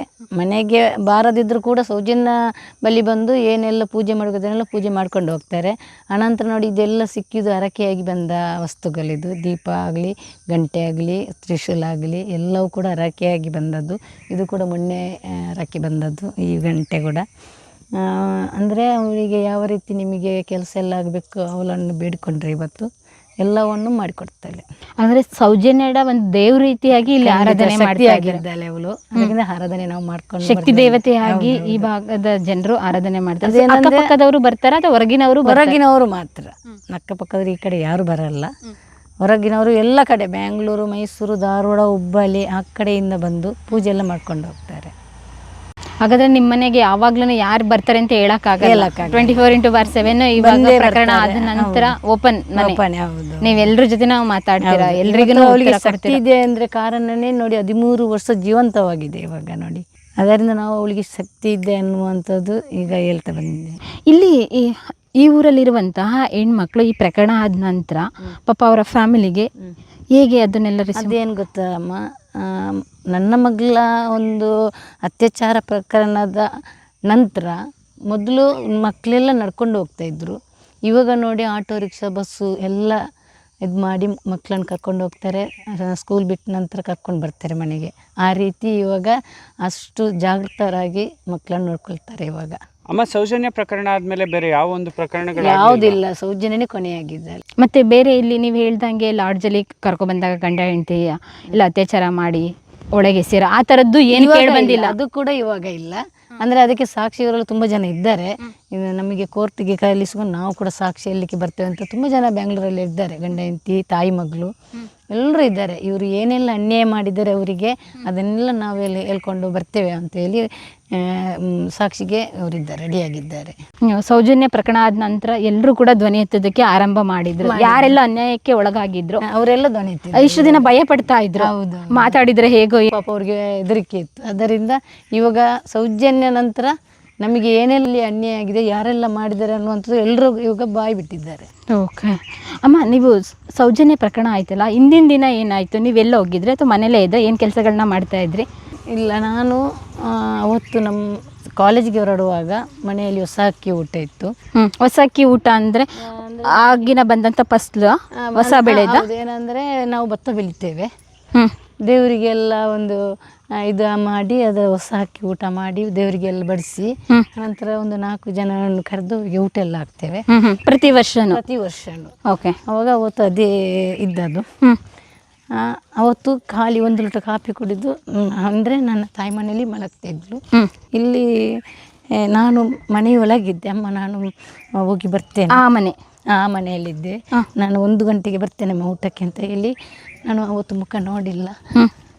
ಅನಂತರ ಅವತ್ತು ನೀವು ಮಗಳನ್ನ ಮಾತಾಡಿಸ್ನೇ ಇಲ್ಲ? ನಾನು ಒಳಗಿಂದ ಮಾತಾಡಿಸಿದ್ದೆ. ಒಳಗಿಂದ ನಾನು ಕೆಲಸಕ್ಕಿದ್ದೆ. ಆಯ್ತು ಮಗಳೇ ಬೇಗ ಬಾ ಊಟಕ್ಕೆ ಅಂತ. ಅವತ್ತು 1 ಲೀಟರ್ ಕಾಫಿ ಮಾತ್ರ ಕುಡ್ಕೊಂಡು ಹೋಗಿದ್ದಾಳೆ. 1 ಗಂಟೆಗೆ ಬರುವ ಮಗಳು 4 ಕಾಲಿಗೆ ದಾಟಿದ್ದಾಳೆ. ಅಂದರೆ ಅವಳಿಗೆ ಸ್ಪೆಷಲ್ ಕ್ಲಾಸ್ ಇತ್ತಂತ ಸಾಯಂಕಾಲ ಆಗಿತ್ತು. ಇದು ಟಾರ್ಗೆಟ್ ಏನಂದರೆ ಬ್ರಾಹ್ಮಣರ ಮಗಳಿಗೆ ಟಾರ್ಗೆಟ್ ಇತ್ತು ನೇತ್ರಾವತಿಯಲ್ಲಿ. ಅವರ ಜಾಗ ಎಲ್ಲ ಇವಾಗ ನೀವು ನೇತ್ರಾವತಿಯಿಂದ ಬರುವಾಗ ಬೋರ್ಡಿನ ಮುಂದೆ ಬರುವಾಗ ಒಂದು ಮನೆ ಸಿಗುತ್ತೆ ತೋಟದ ಹತ್ತಿರ. ಅವರಿಗೆ 2 ಮಕ್ಕಳು, ಒಂದು ಗಂಡು ಒಂದು ಹೆಣ್ಣು. ಅವರ ಮೇಲೆ ಟಾರ್ಗೆಟ್ ಅಂದರೆ ಅವರ ಜಾಗ ಕೇಳ್ತಾಯಿದ್ರು. ಇಲ್ಲಿ ಏನಂದರೆ ಯಾರ ಹತ್ರ ಜಾಗ ಇದ್ದರೂ ಕೂಡ ಆ ಜಾಗ ಅವ್ರಿಗೆ ಕೇಳಿದ ತಕ್ಷಣ ಕೊಡಬೇಕು, ಇಲ್ಲಾಂದರೆ ಅವರನ್ನು ಎಬ್ಬಿಸುವುದು, ಓಡಿಸುವುದು, ಇಲ್ಲಾಂದರೆ ಮಕ್ಕಳಿಗೆ ಏನಾದರೂ ಮಾಡೋದು ಅಂತ ಇಲ್ಲಿ ದಬ್ಬಲಿಕೆ ನಡೀತಾ ಇದೆ. ಅದೇ ರೀತಿ ಅವರಿಗೆ ಕೂಡ ಅದೇ ರೀತಿ ಆಗ್ತಾಯಿತ್ತು. ಜಾಗ ಕೇಳಿದ್ದಕ್ಕೆ ಜಾಗ ನಾವು ಕೊಡೋದಿಲ್ಲ ಅಂತ ಹೇಳಿದ್ದಕ್ಕೆ ಆ ಮಗಳನ್ನು ತೆಗೆದರೆ ಇವತ್ತು ಆ ಜಾಗವನ್ನು ಬಿಟ್ಟು ಓಡಿ ಹೋಗ್ತಾರೆ ಅನ್ನುವಂಥದ್ದು ಇವ್ರದ್ದೊಂದಿತ್ತು. ಅದು ಟಾರ್ಗೆಟ್ ಆ ಮಗಳನ್ನು ಮಾಡಿದ್ದಾರೆ. ಆದ್ರೆ ಈ ಗುಲ್ಲೆಲ್ಲ ನಿಮಗೆಲ್ಲ ಮುಂಚೆ ಗೊತ್ತಿತ್ತು, ಇಲ್ಲಿರಂತ ಸ್ಥಳೀಯರಿಗೆಲ್ಲ ಗೊತ್ತಿತ್ತು ಈ ರೀತಿ ಟಾರ್ಗೆಟ್ ಮಾಡ್ತಾ ಇದ್ದಾರೆ ಅಂತ ಗೊತ್ತೇ ಇತ್ತು. ಅವಾಗ ಮಗು ಹೋಗುವಾಗ 4 ಜನ ಅಲ್ಲಿ ಇದ್ದು, ಎಷ್ಟು ಗಂಟೆಗೆ ಎಕ್ಸಾಮು, ಎಷ್ಟು ಗಂಟೆಗೆ ನೀನು ವಾಪಸ್ ಬರ್ತೀಯ ಅಂತ ಕೇಳ್ತಾ ಇದ್ರಂತೆ. ಅದು ನನ್ನ ತಂಗಿ ನೋಡಿದ ಸಾಕ್ಷಿ ಅದು. ಅವಾಗ ಆ ಮಗು ಏನು ಮಾತಾಡಿಸಿಲ್ಲ, ಸೌಜನ್ಯ ಹತ್ರನೇ ಅವಳು ಕೂಡ ಇದ್ಲು. ಆಮೇಲೆ ಅವಳು 4 ಇಲ್ಲಿಂದ ದಾಟಬೇಕಿತ್ತು ಉಜಿರೆಯಿಂದ ಕಾಲೇಜಿಗೆ. ನನ್ನ ಮಗಳು 1 ಗಂಟೆಗೆ ಬರಬೇಕಿತ್ತು. ಸ್ಪೆಷಲ್ ಕ್ಲಾಸ್ ಇದ್ದರಿಂದ ಅವ್ರಿಗೆ ಅದು ಒಂದೇ ರೀತಿ 4 ನನ್ನ ಮಗಳು ದಾಟಿದ್ಲು. 4:15 ನಂತರ ಆ ಹೆಣ್ಮಗಳು ಬರ್ತಾಯಿದ್ಲು. ಆವಾಗ ಸಾಧಾರಣ ನಾನು 5 ಗಂಟೆ ತನಕ ಕಾದಿದ್ದೆ, ಮಕ್ಕಳು ಬರಲಿಲ್ಲ, ಏನಂತ ಗೊತ್ತಿರಲಿಲ್ಲ ಅಂತ. ಆವಾಗ ನನ್ನ ತಮ್ಮಂದರಿಬ್ಬರು ಉಜಿರೆ ಕಡೆಗೆ ಹೋಗ್ತಾಯಿದ್ರು. ನಾನು 5 ಗಂಟೆಗೆ ನನ್ನ ತಾಯಿ ಮನೆ ಹೋಗಿ ಸೌಜನ್ಯ ಬರಲಿಲ್ಲ ಅಂತ ಅಲ್ಲಿ ಹೋಗಿ ಹೇಳಿದ್ದೆ. ಆವಾಗ ಈಗ ತಮ್ಮಂದಿರಿಬ್ಬರು ಹೋಗಿದ್ದಾರೆ, ಫೋನ್ ಮಾಡಿ ಕೇಳು, ಅವರ ಜೊತೆ ಎಲ್ಲಿಯಾದರೂ ಇರ್ಬೋದು, ನಡ್ಕೊಂಡು ಕರ್ಕೊಂಡು ಹೋಗಿ ಮತ್ತೆ ಒಟ್ಟಿಗೆ ಬರ್ಬೋದು ಅಂತ ಹೇಳಿದೆ. ಅವಾಗ ನಾನು ತಮ್ಮಂದಿರಿಗೆ ಫೋನ್ ಮಾಡಿದ್ದೆ, ಸೌಜನ್ಯ ಬರಲಿ, ಎಲ್ಲಿಯಾದರೂ ನಿಮಗೆ ಸಿಕ್ಕಿದ್ರ ಅಂತ. ಇಲ್ಲ, ನಮಗೆ ಅಲ್ಲಿ 4:15 ಬಸ್ಸಿನಿಂದ ಇಳ್ತು ಪುಟ್ಟಬಾತಲ್ಲಿ ಹೆಜ್ಜೆ ಮುಂದಿಡ್ತಾಯಿದ್ಲು, ನಮಗೆ ಮಿಸ್ ಮಾಡಿದ್ರು ಅಂತ ಹೇಳಿದರು. ಆಮೇಲೆ ಇಲ್ಲಿ ಹೋದಳು. ಅಂದರೆ ಅಲ್ಲಿಂದ 4:15 ಇಲ್ಲಿದ್ದರೆ ಸಾಧಾರಣ ಇಲ್ಲಿ 5 ಗಂಟೆ 4:45 ಇಲ್ಲಿ ಮುಟ್ತಾಳೆ ಅವಳು. ಅಂದ್ರೆ ಇಲ್ಲಿಂದ ಪಾಂಗಳದಿಂದ ನಡ್ಕೊಂಡೋಗಿದ್ದ ಉಜ್ಜಯ ಬಸ್ ಹತ್ಕೊಂಡು ಹೋಗ್ತಾ ಇದ್ದು ಡೈಲಿ? ಇಲ್ಲ, ಇಲ್ಲಿಂದ ನೇತ್ರಾವತಿಗದಲ್ಲಿ ಬಸ್ ಸಿಗುತ್ತೆ ನಮಗೆ, ಅಲ್ಲಿಂದ ಅಲ್ಲಿ ನಡ್ಕೊಂಡು ಬರಬೇಕು. ಆವಾಗ ಇಲ್ಲ, ಬಂದಿಲ್ಲ. ಈ ಕಡೆಯಲ್ಲಿ ಬಂದು ಎಲ್ಲ ಫೋನ್ ಮಾಡಿ ಕೇಳಿದ್ದೆ. ಅಂದ್ರೆ ಯಾವತ್ತೂ ಅಷ್ಟು ಲೇಟ್ ಆಗ್ತಾ ಇರಲಿಲ್ಲ ಕಾಲೇಜ್, ಸ್ಪೆಷಲ್ ಕ್ಲಾಸ್ ಇದ್ರು ಎಷ್ಟು ಗಂಟೆಗೆ ಮುಟ್ಟಬೇಕು ಅಷ್ಟು ಗಂಟೆಗೆ ಇಲ್ಲಿ ನಮ್ಮ ಮನೆಗೆ ಮುಟ್ತಾ ಇದ್ಲು. ಅಂದರೆ ನಮ್ಮ ಹಾಗೆ ನಡೆಯೋದಲ್ಲ, ತುಂಬಾ ಜೋರಾಗಿ ನಡೆಯುವಂತು. ಇಲ್ಲೊಂದು ಹೆಜ್ಜೆ ಮುಂದೆ ಒಂದು ಹೆಜ್ಜೆ ಫಾಸ್ಟ್ ನಡ್ತಾ ಇದ್ಲು. ಫೋನ್ ಏನಿಲ್ವಾ ಸೌಜನ್ಯ? ಫೋನ್ ಅಂದ್ರೆ ಅವಳಿಗೆ ಅಲರ್ಜಿ. ಫೋನು ಬಂದರೂ ಕೂಡ ನಾನೇ ತೆಗಿಬೇಕು ಹೊರತು ಅವಳು ಮುಟ್ಟಲ್ಲ. ಆಮೇಲೆ ನಾನು ಎಲ್ಲ ಕಡೆ ಫೋನ್ ಮಾಡಿದಾಗ ಇಲ್ಲ, ನಮ್ಮ ಮನೆಗೆ ಬಂದಿಲ್ಲ ಅಂತ ಹೇಳಿದರು. ಆನಂತರ ನಾನು ಎಲ್ರಿಗೂ ಫೋನ್ ಮಾಡಿ, ನಮ್ಮ ತಂದೆಯವರೆಲ್ಲ ಫೋನ್ ಮಾಡಿ ಸೌಜನ್ಯ ಕಾಣೆ ಆಗಿದ್ದಾಳೆ, ಒಮ್ಮೆ ಎಲ್ಲರೂ ಸೇರಿ ಅಂತ ಹೇಳಿ ಎಲ್ಲರೂ ನೇತ್ರಾವತಿಯಿಂದ ಎಲ್ಲರೂ ಜನ ಸೇರಿದರು. ಸೌಜನ್ಯ ಯಾರಂತ ಯಾರಿಗೂ ಗೊತ್ತಿಲ್ಲ, ನಮ್ಮ ಪರಿಚಯ ಮಾತ್ರ. ಅಂದರೆ ಮಕ್ಕಳದು ಕೆಲವರಿಗೆ ಅಲ್ಲಿ ಅಂಗಡಿಗೆ ನಮಗೆ ಹೋಗ್ತಾಯಿದ್ರು ಮಗಳು, ಅವಾಗ ಅಲ್ಲಿ ಪರಿಚಯ ಸ್ವಲ್ಪ ಇತ್ತು ಹೊರತು ಯಾರಿಗೆ ಸೌಜನ್ಯ ಯಾರ್ದು ಗೊತ್ತೇ ಇರಲಿಲ್ಲ. ಇಡೀ ಕಾಡೆಲ್ಲ ಹುಡುಕಾಡಿದ್ದೇವೆ.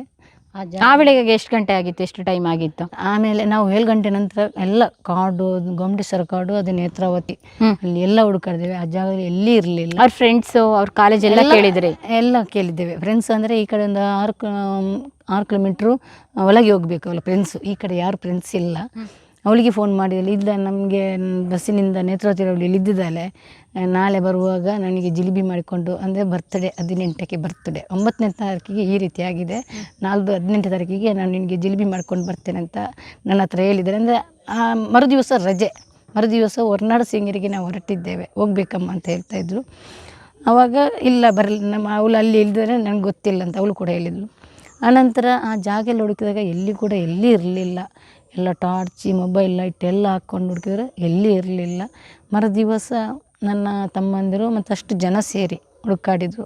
ಅವಾಗ ನಾವು ಪೊಲೀಸ್ ಸ್ಟೇಷನ್ಗೆ ಹೋಗ್ನಿಲ್ವಾ? ಪೊಲೀಸ್ ಸ್ಟೇಷನ್ಗೆ ಹೋಗಿದ್ದೇವೆ. ಅವತ್ತು ರಾತ್ರಿ ಕಾಣೆಯಾಗಿ ದಿವಸನೇ ಪೊಲೀಸ್ ಸ್ಟೇಷನ್ಗೆ ರಾತ್ರಿನೇ ಕಂಪ್ಲೇಂಟ್ ಕೊಟ್ಟಿವೆ, ಸೌಜನ್ಯ ಅನ್ನೋಂಥ ಮಗು ಕಾಣೆಯಾಗಿದೆ ಅಂತ. ಇಲ್ಲ, ನಾವು ಇವಾಗ ಕಂಪ್ಲೇಂಟ್ ತಗೊಳ್ಳಲ್ಲ, ನಾಳೆ ಬನ್ನಿ ಅಂತ ಹೇಳಿದರು. ನಮ್ಮ ತಂದೆ ತಮ್ಮ ಯಾರೆಲ್ಲ ಹೋಗಿದ್ದಾರೆ. ಅಲ್ಲಿ ಕೂಡ ನಿಮ್ಮ ಕಾಲೇಜಿಗೆ ಹೋಗುವಂಥ ಸೌಜನ್ಯ ಅಂತ ಒಂದು ಮಗು ಕಾಣೆಯಾಗಿದೆ ಅಂತ ಹೇಳುವಾಗ, ಇಲ್ಲ ಎಕ್ಸಾಮ್ ಇವತ್ತು ಲಾಸ್ಟ್ ಆಯ್ತಲ್ಲ, ಇಲ್ಲಾದರೂ ಫ್ರೆಂಡ್ಸ್ ಜೊತೆ ಇರ್ಬೋದು, ನಾಳೆ ಖಂಡಿತ ಬರ್ತಾಳೆ, ಇಲ್ಲಾಂದರೆ ನೀವು ಕಂಪ್ಲೇಂಟು ಬೆಳ್ತಂಗಡಿಗೆ ಹೋಗಿ ಅಲ್ಲಿ ಕೊಡಿ ಅಂತ ಹೇಳಿದರು. ಅಲ್ಲಿಂದ ನಾವು ಸೀದಾ ಬೆಳ್ತಂಗಡಿಗೆ ಹೋಗಿದ್ದೇವೆ. ಅಲ್ಲಿ ಕೂಡ ಇದೇ ರೀತಿಯಲ್ಲಿ ಕಂಪ್ಲೇಂಟ್ ಇವತ್ತು ತೆಗೊಳಕ್ಕಾಗಲ್ಲ, ನಾಳೆ ಫೋಟೋ ಇಟ್ಕೊಂಡು ಬನ್ನಿ ಅಂತ ಆ ರೀತಿ. ಆಮೇಲೆ ವಾಪಸ್ ಬಂದು ಅದೇ ಜಾಗದಲ್ಲಿ ತುಂಬ ಜನ ಹುಡುಕಾಡ್ತಾ ಇದ್ದರು, ಸಿಗಲಿಲ್ಲ. ಮರುದಿವಸ ನಮ್ಮ ತಮ್ಮಂದಿರೆಲ್ಲ ಹೋಗಿದ್ರು ಹುಡುಕಾಡಲಿಕ್ಕೆ, ಅಷ್ಟು ಜನ ಕೂಡ ಅಲ್ಲಿ ಸೇರಿದ್ದಾರೆ. ಆನಂತರ ಒಂದು 11-10 ಗಂಟೆಯ ಹೊತ್ತಿನ 11-11:30 ಆಗಬಹುದು. ಯಾಕಂದರೆ ನನ್ನ ಚಿಕ್ಕ ತಮ್ಮನಿಗೆಲ್ಲ ಗೊತ್ತು. ಅಲ್ಲಿ ಆ ಮಗಳ ಬಾಡಿ ಸಿಕ್ಕಿದ್ದೆ, ಅವರಿಗೆ ಸಿಕ್ಕಿರುತ್ತೆ. ನಾನು ಮನೆಯಲ್ಲಿದ್ದೆ. ಅಂತೂ ಸಿಕ್ಕಿದ ನಂತರ ಅದೆಲ್ಲ ಹಾಸ್ಪಿಟ್ಲಿಗೆ ಕರ್ಕೊಂಡಿದ್ದಾರೆ. ನನಗೆ ಮನೆಗೆ ಕೆಲ ಜನ ಬಂದು ಹೇಳಿದರು, ನಾನು ಕೇಳಿದ್ದೆ ಮಗಳು ಸಿಕ್ಕಿದ್ದಿಲ್ಲ ಅಂತ. ಅಂದರೆ ನಾನು ಮಗಳು ಈ ರೀತಿ ಮಾಡಿ ಬಿಸಿರ್ತನೆ ಗೊತ್ತಿರಲಿಲ್ಲ.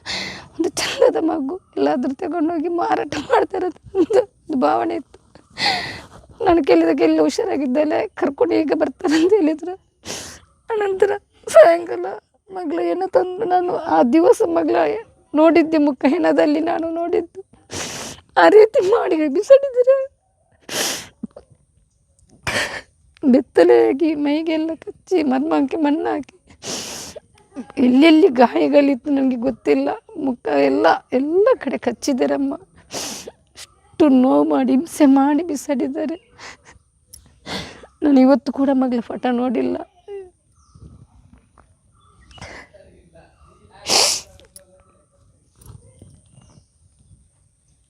ಅಂದ್ರೆ ಅದಾದ್ಮೇಲೆ ಕಾನೂನಿನ ಹೋರಾಟ ನೀವು ಹೇಗೆ ಸ್ಟಾರ್ಟ್ ಮಾಡಿದ್ರಿ? ಅಂದರೆ ನಾವು ಏನು ಗೊತ್ತಾ, ಮಗಳ ಒಂದು ಎಲ್ಲ ಕಾರ್ಯಕ್ರಮ ಆದ ನಂತರ ಅಲ್ಲ, ಬಾಡಿ ಅದು ಬಾಡಿ ಸಿಕ್ಕಿದ್ದು. ಬಾಡಿಯನ್ನು ನಿಮ್ಗೆ ಸಂಜೆವರೆಗೂ ಕೂಡ ಈ ತರ ಆಗಿದೆ ಅಂತ ಯಾರೊಬ್ಬರು ಹೇಳಿಲ್ಲ. ಯಾಕಂದ್ರೆ ನಾನು ನಿಮ್ಮ ಯಜಮಾನ್ರಿಗೆ ಗೊತ್ತಾಗಿತ್ತು? ಅವರಿಗೆಲ್ಲ ಗೊತ್ತಾಗ್ತದೆ, ನನಗೆ ಮಾತ್ರ ಗೊತ್ತಾಗಲಿಲ್ಲ. ನನಗೆ ನನ್ನ ಮಕ್ಕಳಿಗೆ ಗೊತ್ತಾಗಲಿಲ್ಲ. ಅಂದರೆ ಏನು ಗೊತ್ತಾ, ನನಗೆ ಆ ರೀತಿ ಇರಲಿಲ್ಲ. ಈ ರೀತಿ ಬಿಸಾಡ್ತಾರೆ, ಈ ರೀತಿ ಮಾರ್ತಾರೆ ಅನ್ನುವಂಥದ್ದು ನನಗೆ ಗೊತ್ತಿರಲಿಲ್ಲ. ನಾನು ಆದರೂ ಕೂಡ ನನಗೆ ಎಲ್ಲಿ ಮಾರಿದ್ದಾರೆ, ಇನ್ನು ಎಲ್ಲಿ ಮಗಳು ಸಿಗ್ತಲ್ಲ ಅನ್ನೋಂಥ ಅಷ್ಟೇ ನನಗೆ ಮನಸ್ಸಲ್ಲಿ ಒಂದು. ಅಂದ್ರೆ ಮಾರವ್ರ ಇಲ್ಲಿ ಹೆಣ್ಮಕ್ಳನ್ನ ಆ ರೀತಿಯಾಗಿ ಆಗಿದ್ದುಂಟ? ಇಲ್ಲ, ಈ ರೀತಿ ಇಲ್ಲಿ ಮಾರಿದ್ದಿಲ್ಲ. ಈ ರೀತಿ ಅತ್ಯಾಚಾರ ಮಾಡಿ ಕೊಲೆ ಮಾಡಿದ್ದೇ ರೀಸೆಂಟ್. ಆದರೆ ಈ ಊರಿನ ಮಗುವಲ್ಲ, ಎಲ್ರಿಗೂ ಪರಿಚಯ ಇರುವವರು ಅಂತ ನಾನು ಅದು ಭಾವಿಸ್ಕೊಂಡೆ. ನನಗೆ ಈ ರೀತಿಯಲ್ಲಿ ಭಾವನೆ ಬರಲಿಲ್ಲ. ಆನಂತರ ಅದನ್ನೆಲ್ಲ ಹಾಸ್ಪಿಟಲ್ಗೆ ಕರ್ಕೊಂಡೋಗಿದ್ದಾರೆ. ಅದನ್ನೆಲ್ಲ ನನಗೆ ಗೊತ್ತಿಲ್ಲ, ಅದು ನನ್ನ ತಮ್ಮನಿಗೆ ಮಾತ್ರ ಗೊತ್ತು. ಯಾವ ಅದೇ ಮನೇಲಿ ಇದ್ರಿ? ಅದೇ ಮನೆಯಲ್ಲಿ ನಾನಿದ್ದೇನೆ. ಆನಂತರ ಅವಳದೆಲ್ಲ ಬಾಡಿಯನ್ನೆಲ್ಲ ತಗೊಂಡು ಬಂದು ಇಲ್ಲಿ ಎಲ್ಲ ನಾವು ಇದು ಮಾಡಿದ್ದೇವೆ. ತುಂಬ ಜನ ಸೇರಿದರು. ಆನಂತರ ನಾವು ಒಂದು 5 ದಿವಸ ಕಳೆದ ನಂತರ ಅದರ ಕೃಷಿ ಇಲಾಖೆ ಒಬ್ಬ ಬಂದ. ಅದು ನಮ್ಮ ಮನೆಗೆ ಬಂದಿಲ್ಲ, ಅಲ್ಲಿ ತಾಯಿ ಮನೆಗೆ ಬಂದು ಸೌಜನ್ಯ ತಂದೆ ಹತ್ರ ಸ್ವಲ್ಪ ಮಾತಾಡಬೇಕಿತ್ತು, ಅವರು ಒಮ್ಮೆ ಕರ್ಕೊಂಡು ಬಂಡಿ ಅಂದ ನಮ್ಮ ತಾಯಿಯವರನ್ನು ಕರೆಸಿದ್ರು. ಅವರು ತುಂಬ ಡೀಸೆಂಟ್, ಸೌಜನ್ಯ ಥರನೇ ಅಪ್ಪ ಕೂಡ ಡೀಸೆಂಟ್, ಯಾರ ಹತ್ರ ಕೂಡ ಮಾತಾಡಲಿಕ್ಕೆ ಹೋಗಲ್ಲ. ನಾನು ಅಷ್ಟು ನೋವಿದ್ದರೂ ಕೂಡ ನಾನೇ ಮಾತಾಡಿಸ್ಲಿಕ್ಕೆ ಹೋಗಿದ್ದೆ, ನಾನು ಬರ್ತೇನೆ ಅವರು ಬೇಡ ಅಂತ. ಅವಾಗ ಹೋದ ನಂತರ ಅಲ್ಲ ಸುಮ್ಮನೆ ಎತ್ತಬೇಡಿ, ಅಲ್ಲಿ ಯಾರು ಮಾಡಿಲ್ಲ ಆ ಥರ ನಮಗೆ ಸಾಂತ್ವನ ಅವನು ಹೇಳಿದ್ದ. ಅದಕ್ಕೆ ನಾನು ಹೇಳಿದ್ದೆ, ನಾನು 9 ತಿಂಗಳು ಹೊಟ್ಟೆಯಲ್ಲಿ ಹೊತ್ತು 10 ತಿಂಗಳು ನೆಲದಲ್ಲಿ ಸಾಕಿದ್ದೇನೆ. ಅದೇ ರೀತಿ ನಿನ್ನ ಮಗಳಿಗೆ ಈ ರೀತಿ ಆದರೆ ನೀನು ಇದೇ ರೀತಿ ಈ ಮಾತನ್ನು ಹೇಳ್ತಾ ಇದ್ದೀಯ ಅಂತ ಹೇಳಿ ನಾನು ಸುಮ್ಮನೆ ಆದೆ. ಆನಂತರ ನಮ್ಮ ತಂದೆಯವರನ್ನು, ನೀವು ಗೌಡ್ರೆ ನೀವು ಅಲ್ಲಿ ಸ್ವಲ್ಪ ಮಾತಾಡಲಿಕ್ಕೆ ಇದೆಯಾ ಅಂತ ಅವರನ್ನು ಕರ್ಕೊಂಡೋದ್ರು. ಆನಂತರ ಕರ್ಕೊಂಡೋಗಿ ನಮ್ಮ ತಂದೆಯವರ ಹತ್ರ, ನಿಮ್ಮ ಮಗಳನ್ನು ಹಾಸ್ಪಿಟ್ಲಿಗೆ ಅಡ್ಮಿಟ್ ಮಾಡಬೇಕು, ಅಂದರೆ ಎಲ್ಲ ಪ್ರೆಸ್ನವರು ಬಂದು ಕೇಳಿ ಅವ್ರು ಮಾನಸಿಕವಾಗಿದ್ದಾರೆ ಇವಾಗ ನೋಡಿ, ಅದಕ್ಕೋಸ್ಕರ ಅವ್ರನ್ನ ಅಡ್ಮಿಟ್ ಮಾಡಬೇಕು. ನಾಳೆ ನಮ್ಮ ಸಭೆ ಇದೆ, ನೀವು ನಾಳೆ ಬಂದು ಸಂತೋಷ್ ರಾವ್ ಒಬ್ಬನೇ ಅಲ್ಲಿ ಕೊಲೆ ಮಾಡಿದ್ದು ನೀವು ಅಲ್ಲಿ ಹೇಳ್ಬೇಕನ್ನುವಂಥದ್ದು ಅವರಿಗೆ ಅದನ್ನು ಇದು ಮಾಡಿ ಅವರನ್ನು ಅಲ್ಲಿಗೆ ಕರ್ಕೊಂಡೋಗಿ ನನ್ನನ್ನು ಅಡ್ಮಿಟ್ ಮಾಡಿಸಿದ್ರು ಬೆಣಕ ಉಜಿರೆಯಲ್ಲಿ. ನಿಮ್ಮನ್ನು ಯಾಕೆ ಅಡ್ಮಿಟ್ ಮಾಡಿಸಿದ್ರು? ನನಗೆ ಮಾನಸಿಕವಾಗಿದೆ ಅಂತ ಅವನು, ಅಂದರೆ ನಾನು ಮಾನಸಿಕವಾಗಿ ಮಾಡಬೇಕಂತ ಮಾಡಿ ನನ್ನ ಅಡ್ಮಿಟ್ ಮಾಡಿದ್ದಾರೆ. ಯಾಕೆಂದರೆ ನಾನು ನ್ಯಾಯ ಕೇಳ್ತಿದ್ದೆ, ನನ್ನ ಮಗಳಿಗೆ ಅನ್ಯಾಯ ಆಗಿದೆ ಮಾತನ್ನು ಹೇಳ್ತಾ ಇದ್ದೆ. ಅಂದರೆ ಅಂಥದ್ದೆಲ್ಲ ನಡೀತಿತ್ತು ಇಲ್ಲಿ. ಆಮೇಲೆ ನೋಡಿ ನಮ್ಮ ಮಗಳ ಒಂದು ಕೇಸ್ ಅಲ್ಲಿ ಅವಳೊಂದು ಏನು ಮರಣೋತ್ತರದ ಪರೀಕ್ಷೆಯನ್ನು ಮಾಡುವಂಥದ್ದು 12 ದಿವಸ ಇಲ್ಲಿ ಇಟ್ಕೊಂಡಿದ್ದಾರೆ. ಅದ ನಂತರ ನಮಗೆ ಅದೆಲ್ಲ ಅವರ ಮೇಲೆ ಅನುಮಾನ ಬಂದಿದೆ. ಯಾಕಂದರೆ ಇಂಥ ಕೇಸ್ಗಳನ್ನು ಮುಚ್ಚಾಕುವಂಥ ಕೆಲಸ ಯಾರು ಮಾಡ್ತಾ ಇದ್ದಾರೆ ಇಲ್ಲಿ? ಯಾರಿಂದ ಸಾಧ್ಯ? ಯಾರಿಂದಲೂ ಅಲ್ಲ. ಕೊಲೆ ಮಾಡಿದ್ರು ಯಾವಾಗಲೂ ಇಲ್ಲೇ ಇರ್ತಾ ಇದ್ರ, ಎಲ್ಲೇ ಹೋಗಿರ್ತಾನೆ ಅವನು. ಆಮೇಲೆ ನಮಗೆ ಡೌಟಿನಲ್ಲಿ ಅವನು ಎಲ್ಲರ ಹೆಸರು ನಾನು ಕೊಟ್ಟಿದ್ದೇನೆ. ಅವನು ಇವತ್ತಿನವರೆಗೂ ತನಿಖೆನೂ ಮಾಡಿಲ್ಲ, FIR ಕೂಡ ಮಾಡಿಲ್ಲ, ಕೊಟ್ಟಿದ್ದೇನೆ. ಆನಂತರ ನನ್ನನ್ನು ಅಡ್ಮಿಟ್ ಮಾಡಿದರು ಬೆಣಕ ಹಾಸ್ಪಿಟ್ಲಿಗೆ. ಅಲ್ಲಿ ಕೂಡ ಡಾಕ್ಟರ್ ಹತ್ರ ಹೇಳಿದ್ದಾನೆ, ಇಲ್ಲಿ ಯಾರು ನೀವು ಸೀದಾ ಹೋಗ್ಬಿಟ್ರೆ ಅಡ್ಮಿಟ್ ಅಂತ ತಕ್ಷಣ? ಜೀಪ್ನಲ್ಲಿ ಕರ್ಕೊಂಡು ನಮ್ಮ ತಂದೆಯವರು ಸೇರಿ ಕರ್ಕೊಂಡೋಗಿದ್ದಾರೆ.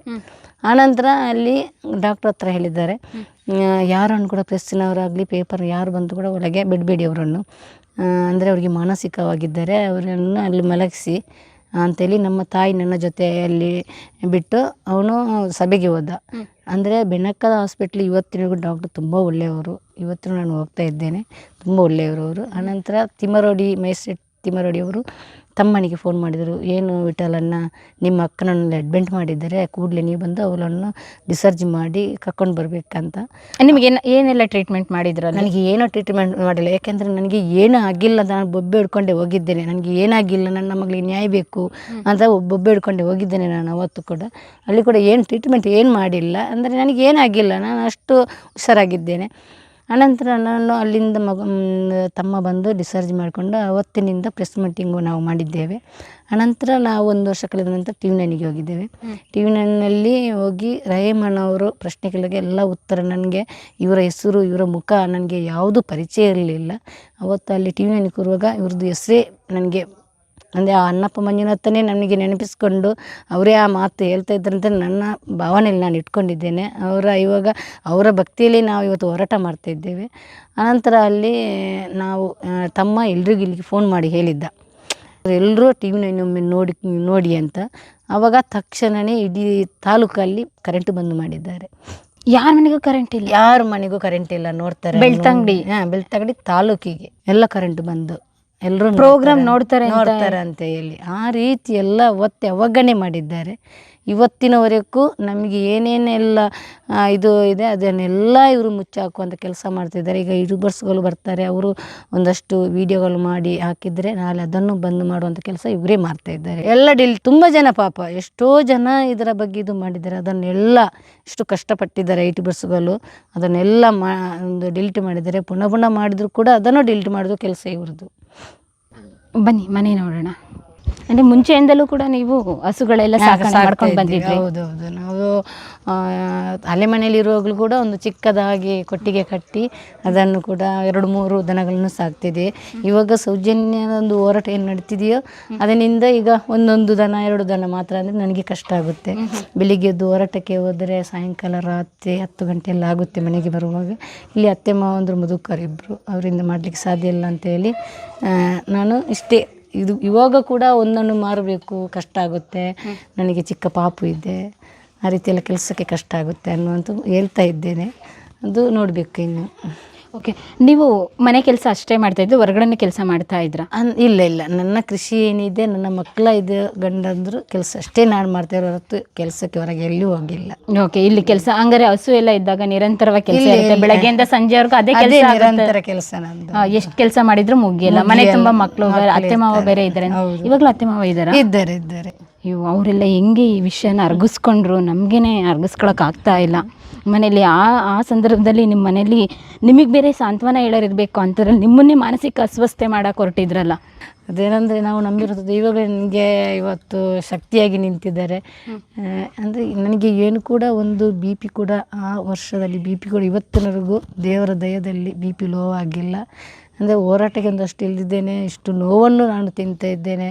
ಇಷ್ಟು ಜನರ ಮುಂದೆ ಆ ನೋವನ್ನು ಹೇಳ್ಕೊಳ್ತಾ ಆ ನೋವು ರಾತ್ರಿಡೀ ನೆನಪಿಸ್ಕೊಂಡು ಮಲಗಿರುತ್ತೇನೆ. ಆದರೂ ಏನೋ ಒಂದು ದೇವರ ದಯೆ, ನನಗೆ ಏನು ಆಗದಂತೆ ಆ ದೈವದ ನೋಡ್ಕೊಳ್ತಾ ಇದ್ದಾರೆ ಇವತ್ತು ಕೂಡ. ಖಂಡಿತ. ಇದು ಗಾಡಿ ಎಲ್ಲ? ಇದು ನಂದು ಹಳಿಯಂದು ಗಾಡಿ. ಇಲ್ಲಿ ಸ್ಟಿಕರಿಂಗ್ ಎಲ್ಲ ಮಾಡಿದ್ದಾರೆ, ಸ್ಟೇ ಫಾರ್ ಸೌಜನ್ಯ ಅಂತ ಹೇಳಿ.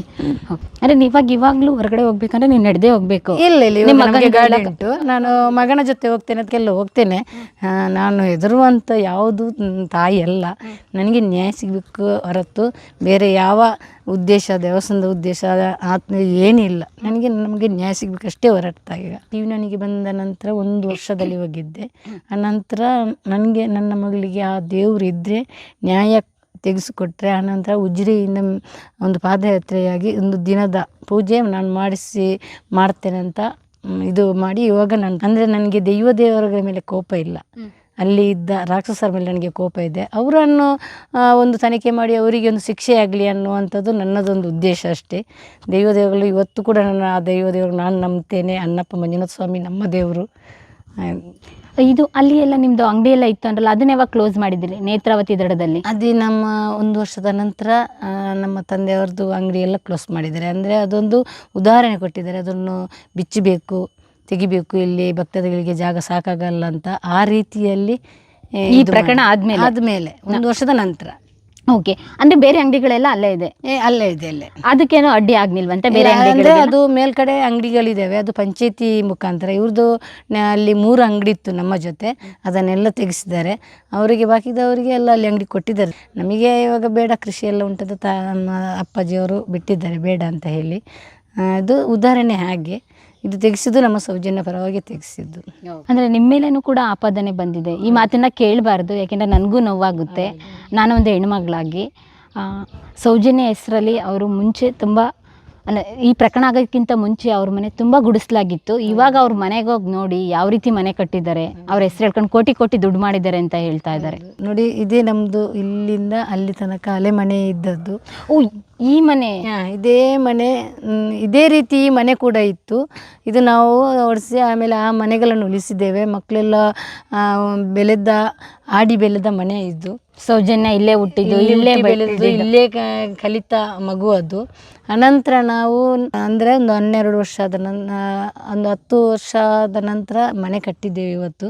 ಅದರಲ್ಲಿ ಕೂಡ ನಾವು ಮನೆ ಕಟ್ಟಿದ್ದರಿಂದ ಇದು ಸೌಜನ್ಯನೊಂದು ಹೋರಾಟ ಮಾಡಿ ಕಣ್ಣೀರು ಹಾಕಿ ಅವಳ ಹೆಸರು ಹೇಳ್ಕೊಂಡು ಕೋಟ್ಯಾಂತರ ರೂಪಾಯಿದು ಹಣ ಮಾಡಿ ಮನೆ ಕಟ್ಟಿದ್ದಲ್ಲ ಅಂತ ಅದು ಕೂಡ ನಮಗೆ ಅಪಾದನೆ ಬಂದಿದೆ ಇವಾಗ. ಅದಕ್ಕೆ ಎಲ್ರಿಗೂ ನಾವು ಆ ಮನೆಯೊಳಗಿದೆ, ನಮ್ಮ ಮನೆಯೊಳಗೆ ಏನೇನೆಲ್ಲ ಇದೆ ಅದನ್ನೆಲ್ಲ ವಿಡಿಯೋ ಮಾಡಿ ನಾವು ಕಳಿಸಿದ್ದೇವೆ. ಇದರ ಜೊತೆ ಇದರಲ್ಲಿ ಎಷ್ಟು ಸಾಲ, ಬ್ಯಾಂಕಿನ ಸಾಲ ಇದೆ ಅನ್ನುವಂಥ ಅದನ್ನು ಕೂಡ ಡೀಟೇಲ್ಸ್ ನಾವು ಕಳಿಸಿದ್ದೇವೆ. ಇಷ್ಟು ಸಾಲಗಳ ಮನೆಯ ಮೇಲೆ ಸಾಲ ಮಾಡಿದ್ದುಂಟು. ಅದರಲ್ಲಿ 7 ವರ್ಷ ಒಂದು ಮನೆ ಕಟ್ಟಲಿಕ್ಕೆ ನಾವು ತಗೊಂಡಿದ್ದೇವೆ. ಈ ಸಾಲಗಳನ್ನು ನೀವು ಕಟ್ಟುವುದಾದರೆ ಕಟ್ಟಿ ಅಂತ ನಾನು ಎಲ್ಲ ಡೀಟೇಲ್ಸ್ ನಾನು ಕಳಿಸಿದ್ದೇನೆ. ಅಂದರೆ ಒಬ್ಬ ಕಾರ್ಕಳದ ಆ ಕಡೆ ಅವ ಬಂದಿದ್ದ, ಅವನು ನಮ್ಮ ಮನೆಗೆ ಬಂದಿಲ್ಲ, ನಮ್ಮ ತಾಯಿ ಮನೆಗೆ ಬಂದು ಈ ರೀತಿಯೆಲ್ಲ ಕೇಳಿ ಅನಂತರ ಮನೆದ್ದೆಲ್ಲ ಫಟ ತೆಗೆದುಕೊಂಡು ನೋಡಿ ಸೌಜನ್ಯ ಮನೆ ನೋಡಿ ಎಷ್ಟು ದೊಡ್ಡ ಮನೆ ಕಟ್ಟಿದ್ದಾರೆ, ಎಷ್ಟು ಕೋಟ್ಯಾಂತರ ರೂಪಾಯಿದು ಆ ಮನೆ ಅದು ಅಂತ ಹೇಳಿ ಅವನು ಎಲ್ಲ ಯೂಟ್ಯೂಬರ್ಸಲ್ಲಿ ಹಾಕಿದ್ದಾನೆ, ಎಲ್ರಿಗೂ ಇದು ಮಾಡಿದ್ದಾನೆ. ನಾನು ಅದಕ್ಕೆ ಫೋಟೋ ಎಲ್ಲ ತೆಗೆದು ಅವನಿಗೆ ಕಳಿಸಿದ್ದೇನೆ. ನೋಡಪ್ಪ, ನನ್ನ ಮನೆ ಇಷ್ಟು ದೊಡ್ಡದು, ಹೌದು, ನಾನು 7 ವರ್ಷ ತಗೊಂಡಿದ್ದೇನೆ ಈ ಮನೆ ಕಟ್ಟಲಿಕ್ಕೆ. ಇದರ ಒಳಗೆ ಏನೇನೆಲ್ಲ ಇದೆ, ಒಂದು ಮನೆ ಕಟ್ಟಿದ್ದು ಇಷ್ಟು ದೊಡ್ಡ ಕಟ್ಟಬೇಕಿದ್ರೆ ಮನೆಯೊಳಗೆ ಏನೆಲ್ಲ ಇರುತ್ತೆ ಎಲ್ರಿಗೂ ಗೊತ್ತು, ಯಾವ ರೀತಿ ಮನೆಯೊಳಗೆ ಇರುತ್ತೆ ಅನ್ನೋದು. ನೋಡು ನಮ್ಮ ಮನೆಯಲ್ಲಿ ಏನೆಲ್ಲ ಇದೆ ಅಂತ ಒಮ್ಮೆ ನೋಡು ನೀನು. ಅನಂತರ ನೋಡು ಬ್ಯಾಂಕಿದೆಲ್ಲ ನಿನಗೆ ಕಳಿಸ್ತೇನೆ, ಆ ಬ್ಯಾಂಕಿದು ಇಷ್ಟು ಲಕ್ಷ ಹಣ ಬಾಕಿ ಇದೆ, ಅದು ನೀನು ಕಟ್ಟ ಅಂತ ಅವನಿಗೆ ಎಲ್ಲ ಡೀಟೇಲ್ಸ್ ನಾನು ಕಳಿಸಿದ್ದೇನೆ. ಅಂದರೆ ಮನುಷ್ಯತ್ವ ಇದೆಯಾ? ಯಾಕೆಂತ ಹೇಳಿದರೆ ಇವರು ಎಷ್ಟು ನೋವಲ್ಲಿದ್ದಾರೆ. ಒಂದು ಮನೆ ಕಟ್ಟಬೇಕು ಅಂತ ಹೇಳಿ ಸಾಕಷ್ಟು ವರ್ಷಗಳಿಂದ ಅಂದ್ಕೊಂಡಿರ್ತಾರೆ. ಹೆಣ್ಮಕ್ಳೆಲ್ಲ ದೊಡ್ಡವರಾಗಿದ್ದಾರೆ, ಮನೆ ಕಟ್ಟಬೇಕು, ಮದುವೆ ಮಾಡ್ಬೇಕಂತ ಪ್ರತಿಯೊಬ್ಬರು ಜೀವನದ ಕನಸು. ಇಷ್ಟು ವರ್ಷ ಕೂಡಿ ಇಟ್ಕೊಂಡಿರ್ತಲ್ಲ, ಅದ್ರಲ್ಲಿ ಕಟ್ಟಿರ್ತಾರೆ. ಯಾಕೆ ಕಟ್ಟಬಾರ್ದಾ? ಲೋನ್ ತೊಗೋಬಾರ್ದಾ? ಲೋನ್ ತೊಗೊಂಡು ಕಟ್ಟಬಾರ್ದಾ? ಹಿಂಗೇನೆ ಇರಬೇಕಾ? ಇವರು ಗುಡಿಸ್ಲಲ್ಲೇ ನೋವೇನೆ ತಿನ್ಕೊಂಡಿರ್ಬೇಕಾ? ನ್ಯಾಯಕ್ಕಾಗಿ ಹೋರಾಡೋಣ ಹಾಗಂತ ಹೇಳ್ಬಿಟ್ಟು ಜೀವನಾಂಶಕ್ಕೆ ಹೆಂಗಿರ್ತಾರೆ ಹಂಗೆ ಇರಬೇಕಾ? ಏನು ಮಾತಾಡ್ತೀರಪ್ಪ? ಬನ್ನಿ ವಾಸ್ತವತೆನ ನೋಡಿ. ನಮ್ಮ ವಿಡಿಯೋದಲ್ಲೂ ತೋರಿಸ್ತೀವಿ ಅವ್ರ ಮನೆಯೊಳಗೆ ಎಷ್ಟು ವಜ್ರ, ವೈಡೂರ್ಯ, ಚಿನ್ನ ಎಲ್ಲ ಮಾಡಿಟ್ಕೊಂಡಿದ್ದಾರೆ ಸೌಜನ್ಯ ಅವರ ತಾಯಿ ಅಂತ ಹೇಳ್ಬಿಟ್ಟು. ನಾನೇನಕ್ಕೆ ಹಳೆ ಮನೆ ತೋರಿಸಿ ಅಂತ ಹೇಳಿದೆ ಅಂತ ಹೇಳಿದರೆ, ನೀವು ಹೇಳಿದ್ರೆ ಇವಾಗ ಒಂದು ಉದಾಹರಣೆ ಕೊಟ್ರಿ. ಸಹಜವಾಗಿ ಜನಗಳಿಗೆ ಹಂಗೆ ಅನಿಸಿದೆ. ಏಕೆಂದರೆ ನಿಮ್ಮದು ಕನಸಿತ್ತು, ತುಂಬ ದಿನಗಳಿಂದ ಒಂದು ಮನೆ ಕಟ್ಟಬೇಕು, ಮಕ್ಕಳನ್ನ ಮದುವೆ ಮಾಡಬೇಕು, ಒಂದು ವಯಸ್ಸಿಗೆ ಬಂದಿದ್ದಾರೆ. 3 ಜನ ಸಾಲದಕ್ಕೆ ಹೆಣ್ಮಕ್ಳೆಲ್ಲ ಇದ್ದಾರೆ. ಒಬ್ಬರಾದ್ಮೇಲೆ ಒಬ್ಬರು ಜವಾಬ್ದಾರಿಗಳಿದೆ, ಅಳಿಯಂದ್ರು ಬರ್ತಾರೆ ಚಿಕ್ಕ ಮನೇಲಿ. ಯಾಕೆಂದರೆ ಸಮಾಜ ಬದಲಾದಂಗೆ ನಾವು ಬದಲಾಗಬೇಕಲ್ವಾ? ಕೂಡು ಕುಟುಂಬ, ಮನೆ ತುಂಬ ಮಕ್ಕಳು, ಹಿಂಗೆಲ್ಲ ಇದ್ದಾಗ ಮನೆಗೆ ಸೌಜನ್ಯ ನಿಲಯ ಅಂತಲೇ ಹೆಸರಿಟ್ಟಿದ್ದೀರಾ. 2 ವರ್ಷ ಹಿಂದೆ ಕಟ್ಟಿರೋದು, 26 ಜನವರಿಲಿ. ಓಕೆ, ಮನೆ ನೋಡೋಣ. ಮನೇಲಿ ಇವಾಗ ಯಾರೆಲ್ಲ ಇದ್ದೀರಾ? ಮನೆಯಲ್ಲಿ ಅತ್ತೆ ಮಾವ ಮಕ್ಕಳು ಎಷ್ಟು ಜನ ನಾವಿದ್ದೇವೆ. ಡೈಲಿ ಹಂಗಾರೆ ಎಷ್ಟು ಜನಕ್ಕೆ ಅಡುಗೆ ಮಾಡಬೇಕು ನೀವು? ಅಂದರೆ ನಾವು ಮನೇಲಿ ಎಷ್ಟು ಜನ ನಾವು ಇರ್ತೇವೆ ಅಷ್ಟು ಜನಕ್ಕೆ ಅಡುಗೆ ಮಾಡಿ, ಆಮೇಲೆ ಯಾರಾದರೂ ನೆಂಟರು ಇಷ್ಟರು ಹೀಗೆ ಬರ್ತಾರೆ, ಅವರಿಗೆ ಕೂಡ ನಾನು ಇಲ್ಲಿ ಅಡುಗೆ ಮಾಡಿ ಇಡ್ತೇನೆ. ಮಧ್ಯಾಹ್ನದ ಹೊತ್ತಿಗೆ ಬಂದರೆ ಅವರಿಗೆ ಸ್ವಲ್ಪ ದೇವರ ಪ್ರಸಾದ, ನಮ್ಮದಲ್ಲ ಅದು, ಅವರಿಗೆ ನಾವು ಊಟ ಹಾಕ್ತೇವೆ. ನಾವು ಬಂದವರಿಗೆ ಅಷ್ಟು ಅಡುಗೆ ನಾವು ಮಾಡ್ತಿರ್ತೇವೆ. ಓಕೆ, ಸಾಕಷ್ಟು ಜನ ಫೋಟೋಸ್ ಎಲ್ಲ ಮಾಡಿ ತುಂಬ ಜನ ಕೊಟ್ಟು ಅದು ಫೋಟೋ ಎಲ್ಲ ಕೊಟ್ಟಿದ್ದೆ ಅದು. ಓಕೆ, ಪಾಪು ಮಗಳಿದೆ, ಇವಂದೆ ಪಾಪು. ಏನಂತ ಹೆಸರಿಟ್ಟಿದ್ದೀರಾ? ಜೀವನ್. ಈ ಪ್ರಕರಣ ಆದ್ಮೇಲೆ ಮದುವೆ ಆಗಿದ್ದಲ್ವಾ? ಅಲ್ಲ, ಪ್ರಕರಣ ಮುನ್ನ ಹೋರಾಟ ನಡೀತಿತ್ತಲ್ಲ ಆವಾಗ. ಅಂದ್ರೆ ಹೋರಾಟ ಅದೇ ಸೌಜನ್ಯದ 2 ವರ್ಷ ಆಯ್ತು ಮದುವೆ ಆಗಿ. 2 ವರ್ಷ ಆಯ್ತಾ? ನಿಮ್ಮ ಹೆಸರು? ರವಿ ಅಂತ. ನಾನು ಏನಕ್ಕೆ ಈ ಮಾತನ್ನು ಕೇಳ್ತಾ ಇದ್ದೀನಿ ಅಂತ ಹೇಳಿದರೆ, ಈ ರೀತಿಯಾದ ಪ್ರಕರಣ ಆದ ನಂತರ ಪ್ರತಿಯೊಬ್ಬರಿಗೂ ಅಯ್ಯೋ ಅವ್ರ ಮನೇಲಿ ಏನು ಹೆಣ್ಣು ತರೋದು ಹಾಗೆ ಹೀಗೆ ಅಂತ ಹೇಳಿರುತ್ತೆ. ಆದರೆ ನಿಮ್ಮ ಮನೋಭಾವನೆಗೆ ಒಂದು ಸೆಲ್ಯೂಟು, ಇದೇ ಮನೇಲಿ ಹೆಣ್ಣು ತೊಗೊಂಡು ಮದುವೆ ಆಗಿದ್ದೀರಲ್ಲ, ಈ ಮನಸ್ಥಿತಿ ನಿಮಗೆ ಬಂದಿದ್ದಾದ್ರೂ ಹೇಗೆ? ಇವಾಗಿನ ಜನ್ರೇಷನ್ ಹೇಳಿ. ನಾವು ಅಕ್ಕಪಕ್ಕದ ಊರಿನವರೇ, ನಮ್ದು ದೂರ ಏನೋ ಊರಲ್ಲ, ಹತ್ತಿರದಲ್ಲಿ ಮನೆ ಇರೋದು. ಮೊದಲಿಂದ ನಮಗೆ ಗೊತ್ತಿತ್ತು ಈ ವಿಷಯ ಇದೆಲ್ಲ. ಹಾಗೆ ನಿಮ್ಮ ಮನೆಯವರು ಅಪ್ಪ ಅಮ್ಮ ಎಲ್ಲ ಒಪ್ಪಿದ್ರು ಈ ವಿಷಯಕ್ಕೆ, ಏನು ಅಡ್ಡಿ ಆಗಲಿಲ್ಲ. ನೀವು ಸ್ನೇಹಿತರ ವಲಯದಲ್ಲಿ ಏನಂದ್ರು? ಏನೇನಿಲ್ಲ, ಒಳ್ಳೇದಾಯ್ತು ಅಂತ ಹೇಳಿದ್ದಾರೆ. ನಿಜವಾಗ್ಲೂ ನೀವು ದೇವತಾ ಮನುಷ್ಯ, ನಿಜವಾಗ್ಲೂ. ಯಾಕೆ ಅಂತ ಹೇಳಿದರೆ, ಈ ರೀತಿಯಾದ ಆಪಾದನೆಗಳಿದೆ ಮತ್ತು ಇವರಿಗೆಲ್ಲ ಇಷ್ಟೊಂದು ಥ್ರೆಟ್ಸ್ ಎಲ್ಲ ಇದೆ ಅಂತ ಹೇಳಿದರೆ, ಇದೇ ಮನೆಯಲ್ಲಿ ಹೆಣ್ಣು ತಗೊಂಡು ಒಂದು ಬಾಳನ್ನು ಕೊಟ್ಟಿದ್ದೀರಲ್ಲ, ನಿಜವಾಗ್ಲೂ ಗ್ರೇಟ್. ಏನು ಕೆಲಸ ಮಾಡ್ತೀರಾ ನೀವು? ಕನ್ಸ್ಟ್ರಕ್ಷನ್ ಮಾಡ್ತಾರೆ. ಓಕೆ, ಹಾಂ. ನಿಮ್ಮ ಮಡದಿ ಇದ್ದಾರೆ, ಒಳಗಡೆ ಇದ್ದಾರಾ? ಯಾವುದೇ ರೀತಿ ತೊಂದರೆ ಕೊಡ್ಲಿಕ್ಕೆ ಬರಲಿಲ್ಲ? ಇಲ್ಲ, ನಮಗೆ ತೊಂದರೆ ಕೊಡ್ಲಿಕ್ಕೆ ಬಂದಿಲ್ಲ. ಆಪಾದನೆ ಮಾಡ್ತಾ ಇರೋದು ಒಂದು ಬಲಗ, ಅದು ಅವರೊಂದು ಬಲಗ ಉಂಟಲ್ಲ, ಅದು ಆಪಾದನೆ ಮಾಡ್ತಿದ್ದಾರೆ. ಒಳ್ಳೆಯ ಜನ ಏನು ಆಪಾದನೆ ಮಾಡ್ತಾ ಇಲ್ಲ. ನಮಗೆ ಗೊತ್ತಾಗ್ತದೆ ಯಾರು ಆಪಾದನೆ ಮಾಡ್ತಾರೆ, ಯಾರು ಕೆಟ್ಟ ಒಳ್ಳೆಯದನ್ನು ಬಯಸ್ತಾರೆ ಅಂತ ನಮಗೆ ಗೊತ್ತುಂಟಾಗಿ. ಓಕೆ. ಇವನು ಕೂಡ ಹೋರಾಟಕ್ಕೆ ನಿಮ್ಮ ಅತ್ತೆ ಜೊತೆ ಎಲ್ಲ ಸಾಥ್ ಕೊಡ್ತಾ ಇದ್ದೀರಾ? ನೀವು ಹೊರಗಡೆ ಎಲ್ಲ ಹೋಗ್ತಾ ಇದ್ದೀರಾ, ಬರ್ತಾ ಇದ್ದೀರಾ ಅವ್ರ ಜೊತೆ ಎಲ್ಲ ಹೇಳಿ? ಇಲ್ಲಿ ದಿನನಿತ್ಯ ತುಂಬಾ ಜನ ಎಲ್ಲ ಬರ್ತಾ ಇರ್ತಾರೆ, ಹೋಗ್ತಾ ಇರ್ತಾರೆ. ಮದುವೆಗೆ ಎಷ್ಟು ಜನ ಬಂದ್ರು? ತುಂಬಾ ಜನ ಸೇರಿತ್ತಾ? ಹೇಗೆ ಏನು ನಿಮ್ಮ ಮದುವೆಗೆ? ಸೇರಿತ್ತು, ಒಂದು 800 ಜನ ತನಕ ಬಂದಿದ್ದಾರೆ. ಶಾಶ್ವತವಾಗಿ ಮದುವೆನೇ ಆಯ್ತು, ಏನು ತೊಂದರೆ ಏನಾಗಿಲ್ಲ ಮದುವೆಗೆಲ್ಲ? ಇಲ್ಲ, ತೊಂದರೆ ಆಗಿಲ್ಲ. ಇವಾಗ್ಲೂ ಜೀವನಕ್ಕೂ ಏನು ತೊಂದರೆ ಆಗಿಲ್ಲ? ಕೊಲೆ ಬೆದರಿಕೆಗಳಾಗ್ಲಿ ಏನಾಗ್ಲಿ ಏನು ಬಂದಿಲ್ಲ, ಆರಾಮಾಗಿದ್ದೀರಾ? ನೀವು ಬಂದ್ಮೇಲೆ ಕನ್ಸ್ಟ್ರಕ್ಷನ್ ಆದದ್ದ ಇದು ಮನೆ? ಇಲ್ಲ, ಮೊದಲೇ ಆಗಿತ್ತು. ಅಂದ್ರೆ ಈ ಕನ್ಸ್ಟ್ರಕ್ಷನ್ ಪ್ಲಾನ್ ಎಲ್ಲ ಹಂಗಂದ್ರೆ ಅಮ್ಮವ್ರದನ? ಇಲ್ಲ, ಯಜಮಾನರದ್ದು, ಅವ್ರದ್ದೇ, ಮಾವ. ನೋಡಿ ಅವಳು ಹೆಂಡತಿ ಸೌಂದರ್ಯ, ಅವಳು ಬನ್ನಿ. 3ನೇ ಮಗಳು ಇವಳು. ಏನ್ ಚೆನ್ನಾಗಿ ಹೆಸರಿಟ್ಟಿದ್ದೀರಾ, ಸೌಜನ್ಯ, ಸೌಂದರ್ಯ, ಮತ್ತೆ ಸೌಮ್ಯ, ಸೌಜನ್ಯ, ಸೌಂದರ್ಯ, ಸೌಹಾರ್ದ. ಓ, 4 ಜನ, 4 ಹೆಣ್ಣು 1 ಗಂಡು. ಓಕೆ, ತುಂಬಾ ಚೆನ್ನಾಗಿ ಹೆಸರಿಟ್ಟಿದ್ದೀರಾ. ಹೆಣ್ಮಕ್ಳು ಅಷ್ಟೇ ಮುದ್ದಾಗಿದ್ದಾರೆ. ನಾನು ಕೇಳ್ಬೇಕು ಇವಾಗ, ಸೌಂದರ್ಯವ್ರನ್ನ ಮಾತಾಡಿಸ್ತೀನಿ ಇವಾಗ. ಸೌಂದರ್ಯ, ಈ ಪ್ರಕರಣ ಆಯ್ತಲ್ಲ, ಆ ದಿನ ನೀವು ಮನೇಲೇ ಇದ್ರಾ? ನಾನು ಮನೆಯಲ್ಲೇ ಇದ್ದೆ. ನಾನು ಅವತ್ತು ನಿಮಗೆಲ್ಲ ಸೌಜನ್ಯ ಬಂದಿಲ್ಲ ಅಂತ ಹೇಳಿದಾಗ ನೀವು ನಿಮ್ಮ ತಾಯಿ ಜೊತೆ ಹುಡ್ಕಕ್ಕೆ ಹೋಗಿದ್ರೆ ಹೇಗೆ? ಇಲ್ಲ, ನಾವು 9th ಅಲ್ಲಿ ಓದ್ತಾ ಇದ್ವಲ್ಲ, ಸಣ್ಣ ಮಕ್ಳು ಇದ್ವಿ ಆಗ. ನಾವು ಬಿಡ್ತಾ ಇರಲಿಲ್ಲ, ನಾವು ಮನೆಯಲ್ಲೇ ಇದ್ವಿ ಅವಾಗ ಫುಲ್. ಓಕೆ. ನಮಗೆ ಆಮೇಲೆ ಬೆಳಗ್ಗೆ ಗೊತ್ತಾಗಿರೋದು ಅಕ್ಕನ ವಿಷಯ, ಸಂಜೆ ಹೇಳಿದ್ದು ನಮಗೆ. ಬೆಳಗ್ಗೆ ಗೊತ್ತಾದಾಗ ಮನೇಲಿ ತುಂಬ ಸಾಕಷ್ಟು ಜನ ಸೇರಿದ್ರು ಅಥವಾ ನೀವು ನಿಮ್ಮ ತಾಯಿ ಅಷ್ಟೇ ಇದ್ದಿದ್ದ? ನನ್ನ ತಾಯಿ, ಅಕ್ಕ ಎಲ್ಲ ಇಲ್ಲ, ಜನ ಇದ್ರು, ನಾವು ಫ್ಯಾಮಿಲಿ ಎಲ್ಲ ಇದ್ರು. ಮತ್ತೆ ರೀತಿ ಆದಾದ ನಂತರ ನಿಮ್ಮ ಕ್ಲಾಸಲ್ಲಿ ನಿಮ್ಮ ಸ್ನೇಹಿತರು, ಅದ್ರ 9th ಸ್ಟ್ಯಾಂಡರ್ಡ್ ಹುಡುಗಿ ಬೇರೆ, ನೀವು ಏನೆಲ್ಲ ಮಾತಾಡ್ತಾ ಇದ್ರು, ಹೇಗೆ ಏನು? ಎಲ್ಲ ಅಳ್ತಾ ಇದ್ರು ಅದ್ರ ಸ್ಟೋರಿ ಕೇಳಿ. ಅಂದರೆ ಹೆಣ್ಮಕ್ಳಿಗೆ ಇನ್ನೂ ರಕ್ಷಣೆ ಇಲ್ವಲ್ಲ ಅಂತ ಹೇಳ್ತಾ ಇದ್ರು. ನೀವು ನಡೆದೇ ಹೋಗ್ತಾ ಇದ್ದೀವಿ? ನಡ್ಕೊಂಡು ಹೋಗ್ತಾ ಇದ್ವಿ. ಸ್ಕೂಲ್ಗೆ ಎಷ್ಟು ದೂರ ಆಗ್ತಾ ಇತ್ತು ಇಲ್ಲಿಂದ ಸ್ಕೂಲ್ಗೆ? 3 ಕಿಲೋಮೀಟರ್ ಆಗ್ತಾ ಇತ್ತು. ಓಕೆ. ಅಂದರೆ ಅಕ್ಕ ಡೈಲಿ ನೀವು ಸ್ಕೂಲಿಂದ ಬರೋನಷ್ಟರೊಳಗಡೆ ಬರ್ತಾ ಇದ್ರು, ಮುಂಚೆನೆ ಬಂದಿರ್ತಾ ಇದ್ರು ಅಕ್ಕ ಸೌಜನ್ಯ? ಬರ್ತಾ ಇದ್ರು ಬೇಗನೆ. ಓಕೆ. ಅಕ್ಕ ನಿಮಗೆಲ್ಲ ಹೋಮ್ವರ್ಕು ಅದೆಲ್ಲ ಹೇಳ್ಕೊಡ್ತಾ ಇದ್ರು. ಕ್ಲಾಸ್ ಅಂದರೆ ಟೀಚರ್ ಯಾವ ಥರ ಕ್ಲಾಸ್ ಮಾಡ್ತಾರೆ ಅವಳು ಅದೇ ಥರ ಹೇಳ್ತಾ ಇದ್ಲು ನಮಗೆ. ಓಕೆ. ಅಕ್ಟೋಬರಲ್ಲಿ ಆಗಿದ್ದಲ್ಲ, ಹಾಗಾದ್ರೆ ಶಾಲೆಗೆಲ್ಲ ರಜೆ ಹಾಕಿದ್ದುಂಟಾ ನೀವು ಸ್ವಲ್ಪ ದಿನ ಈ ಪ್ರಕರಣ ಆದಾಗ? ಅಕ್ಟೋಬರ್ ರಜೆ ಇತ್ತಲ್ಲ ಅವತ್ತು ಫುಲ್ಲು, ಮಿಡ್ ಟರ್ಮ್ ರಜೆ. ಎಕ್ಸಾಮ್ ಆದ ತಕ್ಷಣ ರಜೆ ಇತ್ತು ನಮಗೆ. ಆ ಟೈಮಲ್ಲಿ ಅವಳದು ಘಟನೆ ಆಗಿರೋದು. ಅಕ್ಕನ ಪ್ರಕರಣ ಆದಾಗ ನಿಮಗೆ ಯಾವ ರೀತಿ ಕಿರುಕುಳ ಕೊಡ್ತಾರೆ? ಆ ಥರ ಏನಿರಲಿಲ್ಲ ನಮಗೆ. ಸ್ಕೂಲಲ್ಲಿ ಅಂದರೆ ನಾನು ಕಾಲೇಜಲ್ಲಿ ಹೋಗ್ತಾ ಇದ್ದಾಗ ಅಲ್ಲಿ ಒಬ್ಬರು ಮನೆಯವರಿಗೆ ತೊಂದರೆ ಕೊಡ್ತಾಯಿದ್ರು. ನಾನು ಅಲ್ಲೇ ಹಾಲ್ಟ್ ಆಗಿದ್ದೆ ಅವಾಗ. ಅವ್ರಿಗೆ ತೊಂದರೆ ಕೊಡ್ತಾಯಿದ್ರು. ಆಮೇಲೆ ನಾನು ಇಲ್ಲಿಗೆ ಬರಲಿಕ್ಕೆ ಶುರು ಮಾಡಿದೆ. ಅವ್ರಿಗೆ ಗೊತ್ತಿತ್ತು, ಅಂದರೆ ಅವರು ಸಂಘದಲ್ಲಿದ್ದರು ಪಾಪ. ಹಾಗೆ ನಾನು ಸೌಜನ್ಯನ ತಂಗಿ ಅಂತ ಅವ್ರಿಗೆ ಗೊತ್ತಾಯಿತು. ಸೊ ಅವ್ರಿಗೆ ಪ್ರಾಬ್ಲಮ್ ಮಾಡ್ತಾಯಿದ್ರು. ಆಮೇಲೆ ನಾನು ಮನೆಯಿಂದ ಬರಲಿಕ್ಕೆ ಶುರು ಮಾಡಿದೆ. Final year degree student, SLC ಹುಡುಗಿ ಥರ ಕಾಣಿಸ್ತಾ ಇದೆಯಾ? ಏನು ಕಾಂಬಿನೇಷನ್ ತೊಗೊಂಡಿರೋದು? ಯಾವ ಕಾಲೇಜು? ಓಕೆ. ಇಲ್ಲಿಂದ ಹೇಗೆ ಹೋಗ್ತೀರಾ?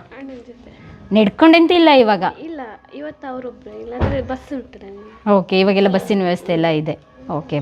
ಈ ಪ್ರಕರಣ ಆದಾಗ ನೀನು ಏನು ಓದ್ತಾ ಇದ್ದೆ? ನಾನು 4th ಸ್ಟ್ಯಾಂಡರ್ಡ್. ಓ, ನಿನಗೇನು ಗೊತ್ತಿರಲಿಕ್ಕಿಲ್ಲ ಹಾಗಾದರೆ? ಸ್ವಲ್ಪ ಗೊತ್ತಿತ್ತಾ? ಸ್ವಲ್ಪ ಏನು ಗೊತ್ತಿತ್ತು? ಅಂದರೆ ಅವಳು ಕಾಲೇಜಲ್ಲಿ ಚಾಕ್ಲೇಟ್ ಎಲ್ಲ ಇದ್ದರೆ ತಂದು ಕೊಡ್ತಿದ್ಲು ನಮಗೆ.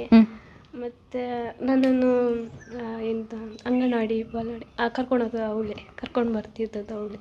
ಓಕೆ. ಸಂಜೆ ಎಲ್ಲ ಅಷ್ಟೇ ಗೊತ್ತಿತ್ತು. ನೋಡಿ ಅಲ್ಲಿ 4ನೇ ಮಗಳು. ಸೌಜನ್ಯನೇ ಸೇಮು. ಏನು ಹೆಸರು ನಿಮ್ಮದು? ಸೌಹಾರ್ದ. 4ನೇ ಮಗಳು ನೀವು. ಏನು ಓದ್ತಾ ಇದ್ದೀರಾ ಅಥವಾ ಕೆಲಸ ಮಾಡ್ತಾ ಇದ್ದೀರಾ?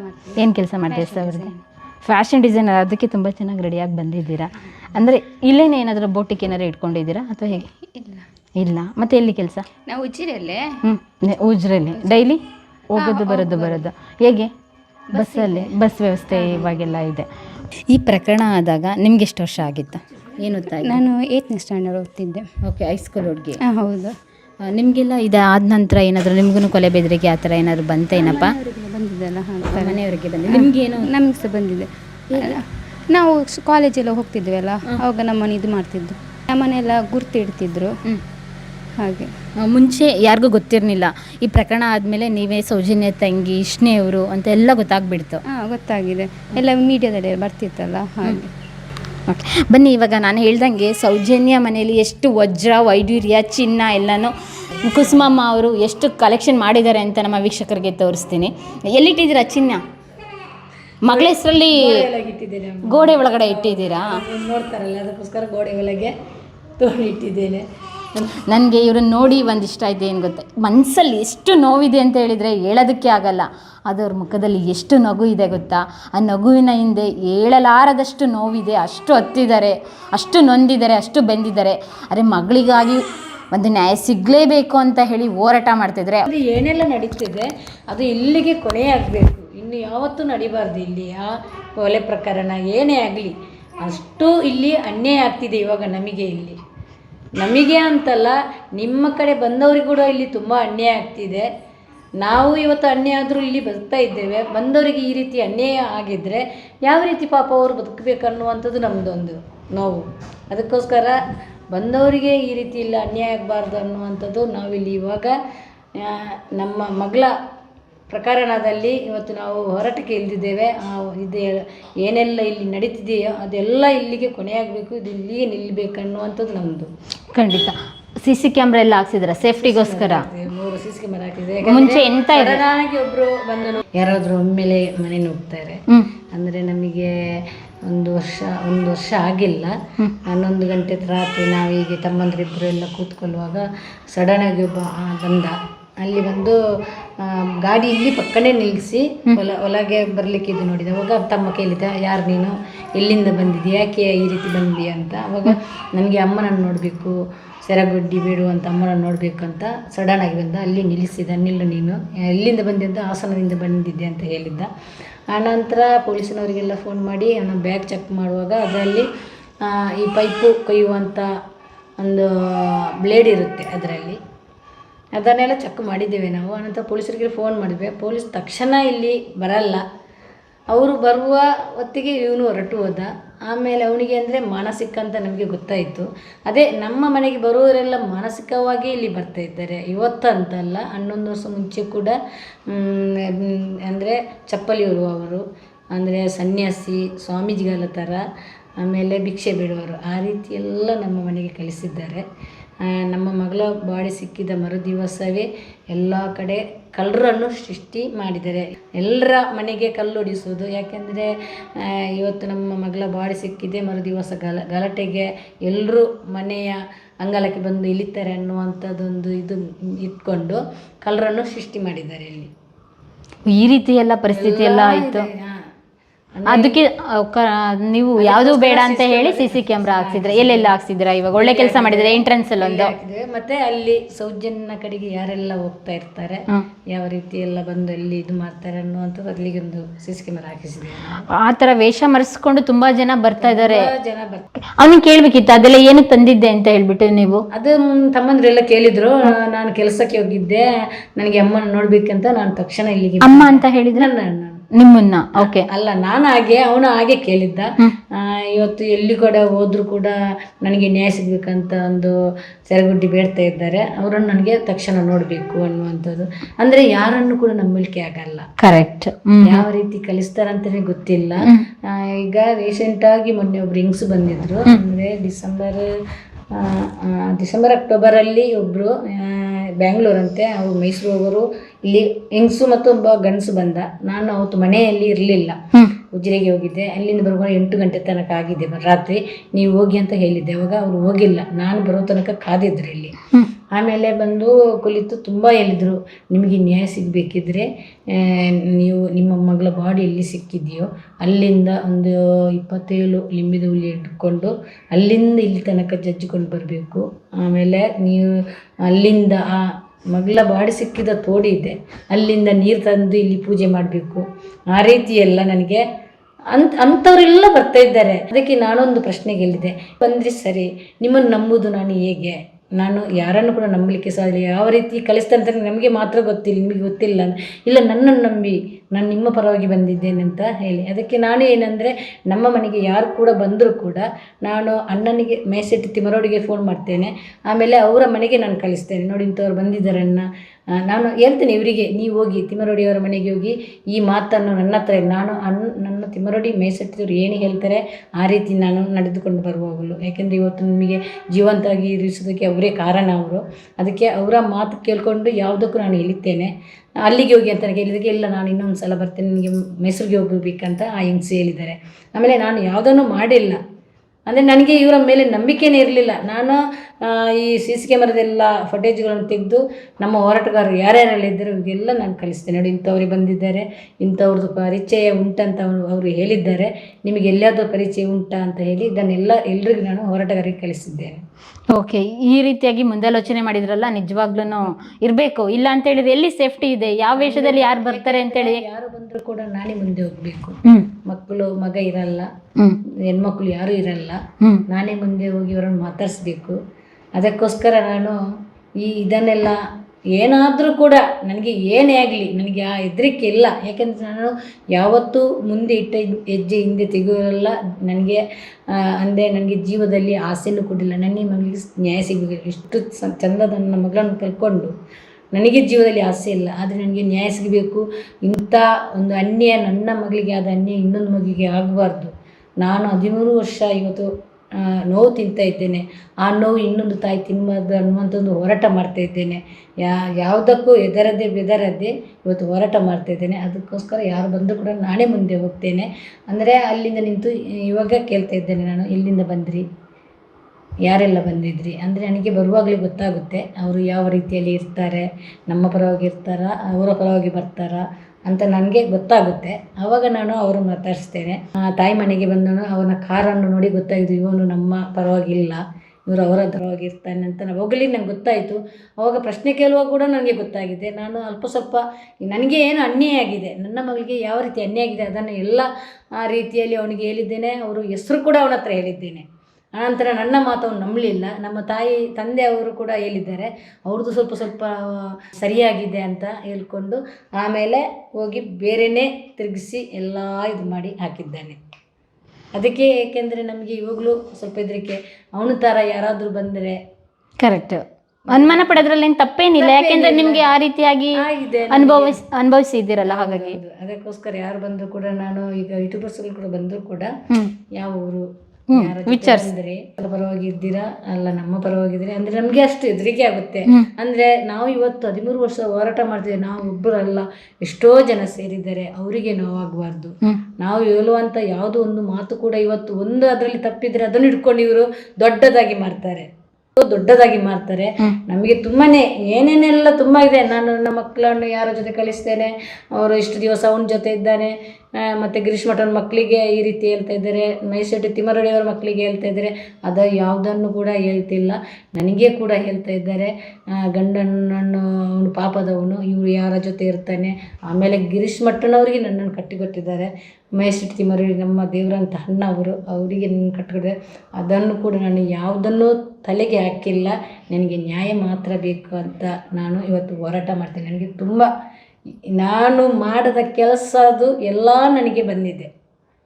ಅದಕ್ಕೆ ನಾನೀಗ ಅವರು ಗಿರೀಶ್ ಭಟ್ರು ಹೇಳ್ತಾ ಇದ್ದೇನೆ, ಅಮ್ಮ ನೀವು ಯಾವುದನ್ನು ತಲೆಗೆ ಹಾಕೋಬಿಡಿ, ಏನೇ ಹೇಳಿ ಅವರು ನಮಗೆ ಒಂದು ದಿವಸ ಅಂತ ಇರುತ್ತೆ, ನ್ಯಾಯ ಸಿಗುತ್ತೆ ಖಂಡಿತ, ಅನಂತರ ನಾವು ನೋಡುವ ಅಂತ ಅವರು ಕೂಡ ಪಾಪ ಪ್ರಶ್ನೆ ಹೇಳಿದ್ದಾರೆ. ಅಂದರೆ ಅಂಥ ಹೋರಾಟಗಾರರ ಅವರಿಗೆ ನನ್ನನ್ನು ಕಟ್ಟಿಕೊಟ್ಟಿದ್ದಾರೆ ಅಂದರೆ ಅವರು ಪಾಪ ಹೇಗೆ ಇರಲಿ. ನಾನಂತೂ ಅದನ್ನು ಕೇಳಿ ಸಾಕಾಗಿದೆ. ಅವರು ಪಾಪ ಇವತ್ತು ಮೊನ್ನೆ ಬಂದವರು, ಗಿರೀಶ್ ಮಠರವರು ನಮಗೆ ಬಂದದ್ದು ದೇವರು ಬಂದಾಗೆ ಆಗಿದೆ. ನಮ್ಮ ಜೊತೆ ಮತ್ತೊಬ್ಬರು ಹೆಂಗಸಿದ್ದಾರೆ ಪ್ರಸನ್ನ ರವಿ ಅಂತ, ಅವರಿಗೆ ತುಂಬ ಇದು ಮಾಡಿದ್ದಾರೆ. ಅವರಿಗೆ ಒಂದು ಮಗ ಗಂಡ ಇದ್ದಾರೆ, ಅವರಿಗೆ ಕೂಡ ತುಂಬಾ ಇದು ಮಾಡಿದ್ದಾರೆ. ಅವಳ ಜೊತೆ ಹೋಗ್ತಾನೆ, ಇವನ ಜೊತೆ ಹೋಗ್ತಾನೆ, ಮಲಗ್ತಾಳೆ, ಆ ರೀತಿ ಅವರಿಗೆ ಕೂಡ ಮಾನಸಿಕವಾಗಿ ಕುಗ್ಗಿಸುವುದು ನಮ್ಮನ್ನು.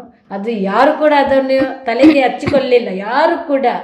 ಅವರು ಪ್ರಸನ್ನವರು ಅವರಿಗೆ ತಕ್ಕಂತೆ ಉತ್ತರ ಕೊಟ್ಟಿದ್ದಾರೆ. ನಾನು ಯಾವುದು ಮತ್ಕುಲ ಇವತ್ತು ಕೂಡ ಯಾರಿಗೂ ಉತ್ತರ ಕೊಟ್ಟಿಲ್ಲ. ಯಾಕಂದರೆ ಅವರಿಗೆ ಎಷ್ಟು ಹೇಳಲಿಕ್ಕೆ ಆಗದಷ್ಟು ಹೇಳಿ, ಅವರು ಬಾಯಿಗೆ ಬಂದು ಏನೇ ಹೇಳಲಿ, ನಾನು ಹೋರಾಟದಲ್ಲಿ ಮಾತ್ರ ನನಗೆ ನ್ಯಾಯ ಸಿಗಬೇಕು ಅಷ್ಟೇ ನಾನೀಗ ಇವಾಗಲೂ ಇದ್ದೇನೆ. ಏನು ಓದಿರೋದು ನೀವು? ನನಗೆ ಅಂದರೆ ನಾನು ಚಿಕ್ಕವರಿಗಂದರೆ ನಾನು ಸ್ಕೂಲ್ ಬಿಡಿಸಿದ್ದಾರೆ, 4ನೇ ಕ್ಲಾಸಿಗೆ ಕಲಿಸಿ ಅಷ್ಟಿಂದ ನಾನು ಬಿಡಿಸಿದ್ದಾರೆ. ಈ ಲೆವೆಲಿಗೆ ಮೆಂಟಲಿ ಸ್ಟ್ರಾಂಗ್ ಇದ್ದೀರಲ್ಲ, ಅದಕ್ಕೆ ಕೇಳಿದೆ. ಅದು ಏನಂದರೆ ಗೊತ್ತು ನೋವಿದೆ, ಆದ್ರೂ ಈ ಲೆವೆಲಿಗೆ ಸ್ಟ್ರಾಂಗ್ ಇದ್ದೀರಲ್ಲ, ಇಷ್ಟೊಂದು ಟಾರ್ಚರು, ಇಷ್ಟೊಂದು ಪಾಪ ಅವ್ರಿವ್ರಿಗೆ ನಿಮಗೆ ಸಂಬಂಧ ಕಲ್ಪಿಸ್ತಾರೆ. ಯಾವುದೇ ಒಂದು ಹುಡುಗಿಗೆ ಅದನ್ನು ತಡ್ಕೊಳಕ್ಕಾಗಲ್ಲ. ಏನೇ ಕಷ್ಟ ಇರ್ಬೋದು, ಒಂದು ತುಪಾಸ ಇರ್ಬೋದು, ಆದರೆ ಬೇರೆಯವ್ರ ಜೊತೆ ಒಂದು ಸಂಬಂಧ ಕಲ್ಪಿಸ್ತಾರಲ್ಲ, ಅದು ಅವ್ರ ಕ್ಯಾರೆಕ್ಟರ್ ಡ್ಯಾಮೇಜ್ ಮಾಡೋದು, ಅಲ್ಲೇ ಹೆಣ್ಮಕ್ಳನ್ನ ಕುಗ್ಸೋದು. ಅದು ಬಿಟ್ರೆ ಇನ್ನೆಲ್ಲೂ ಬಗ್ಸಕ್ಕಾಗಲ್ಲ ಹೆಣ್ಮಕ್ಳನ್ನ. ಯಾಕೆಂದ್ರೆ ಅವಳು ಎಷ್ಟೇ ಬಡವೆ ಆಗಿರ್ಬೋದು, ಎಷ್ಟೇ ಶ್ರೀಮಂತೆ ಆಗಿರ್ಬೋದು, ಏನು ಬೇಕಾದ್ರೂ ತಡ್ಕೊಡ್ತಾಳೆ ಒಬ್ಳು ಹೆಣ್ಮಕ್ಳು.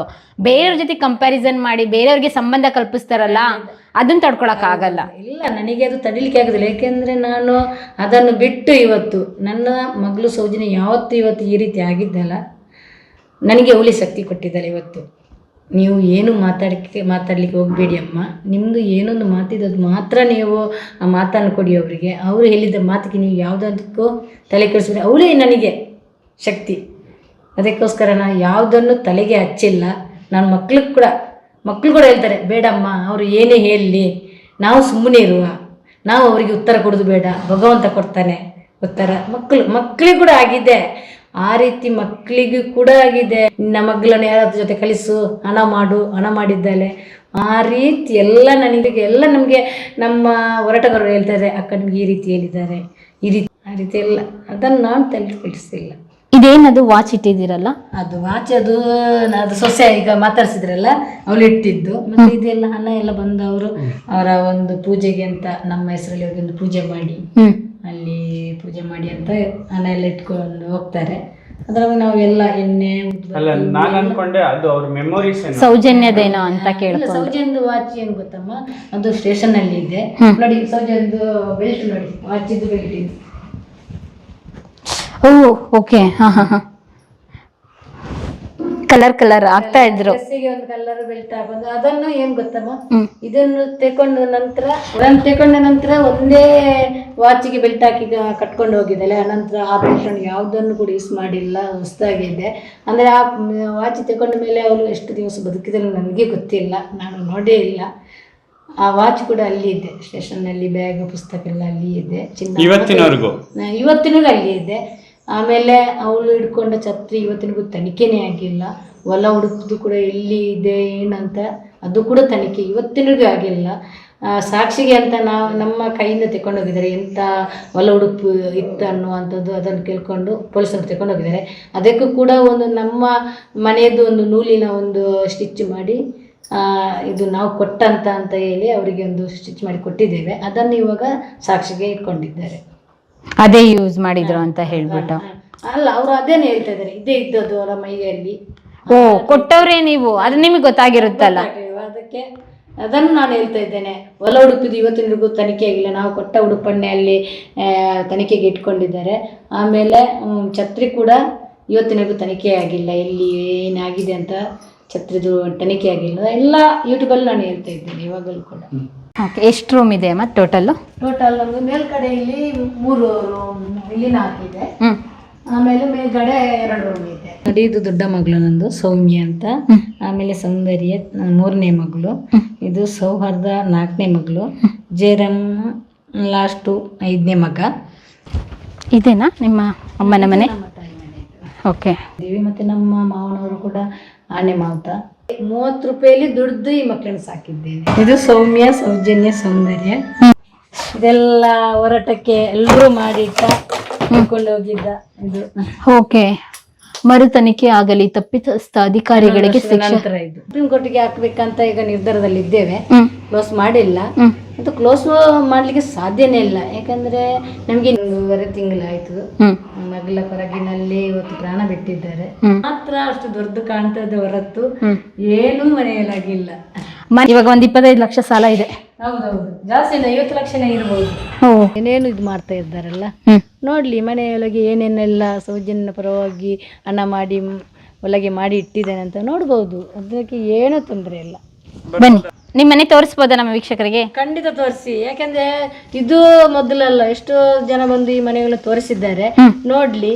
ಆಮೇಲೆ ಒಳಗೆ ಏನಿದೆ ಅದನ್ನು ನೋಡ್ಬೇಕು, ಯಾಕಂದ್ರೆ ದೊಡ್ಡ ಮನೆಯ ಒಳಗೆ ಇರ್ಬೋದು ಅನ್ನುವಂಥದ್ದು ವೀಕ್ಷಕರು ತಿಳಿಸ್ತಾರೆ. ಹೌದು, ದೊಡ್ಡ ಮನೆ ಇದೆ ಸೌಜನ್ಯದು, ಅವ್ರಿಗೆ ಏನು ತೊಂದರೆ ಇಲ್ಲ ಅಂತ ಹೇಳ್ಬೋದು ವೀಕ್ಷಕರು. ಖಂಡಿತ ನಾನು 13 ವರ್ಷದಿಂದ ತುಂಬ ಕಷ್ಟದಲ್ಲಿ ಈ ಮನೆ ಕಟ್ಟಿದ್ದೇನೆ. ಅದರಲ್ಲೂ ಕೂಡ ಎಷ್ಟೋ ಲಕ್ಷಾಂತರ ರೂಪಾಯಿ ಸಾಲ ಇವತ್ತಿಗೂ ಕೂಡ ಇದೆ.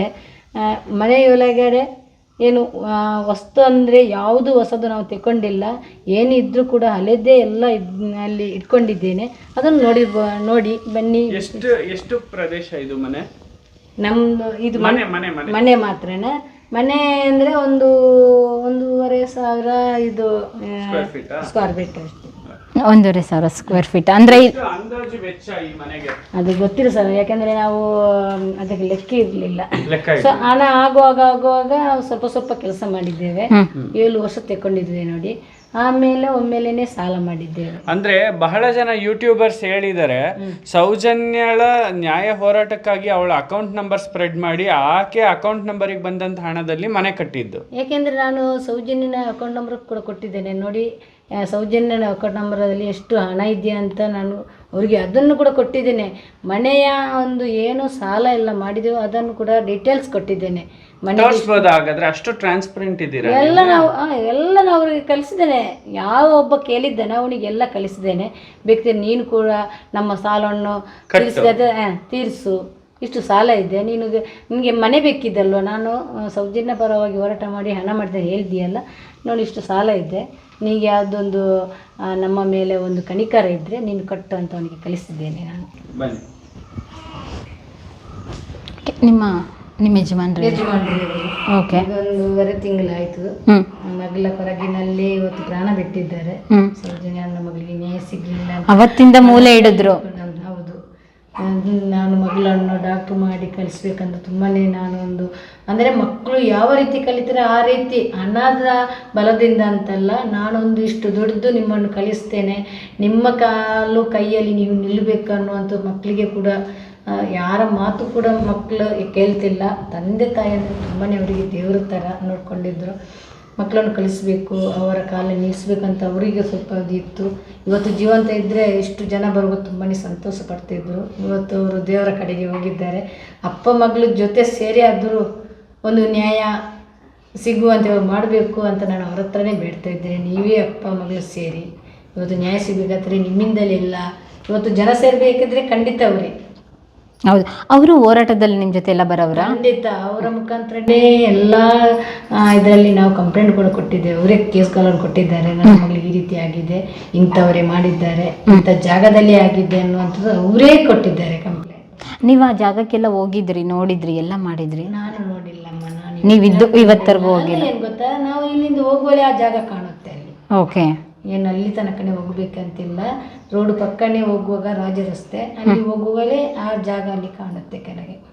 ಇದು ಹಾಲು, ಇದು ಹಾಲು ನೋಡಿ. ಇದೆಲ್ಲ ನಮ್ಮ ಹಳೆ ಮನೆಯಲ್ಲಿ ಇದ್ದದ್ದೇ ಎಲ್ಲ, ಹೊಸತದ್ದು ಏನೂ ತಗೊಂಡಿಲ್ಲ. ಚೇರ್ ಎಲ್ಲ ಹಳೆ ಮನೆ ಇದ್ದದ್ದು. ಮತ್ತೆ ಮೇಲ್ಕಡೆ ನೋಡ್ಬೋದು, ಬನ್ನಿ ಹೇಗೆ ಯಾವ ರೀತಿ ಇದೆಯೇ ಅಂತ.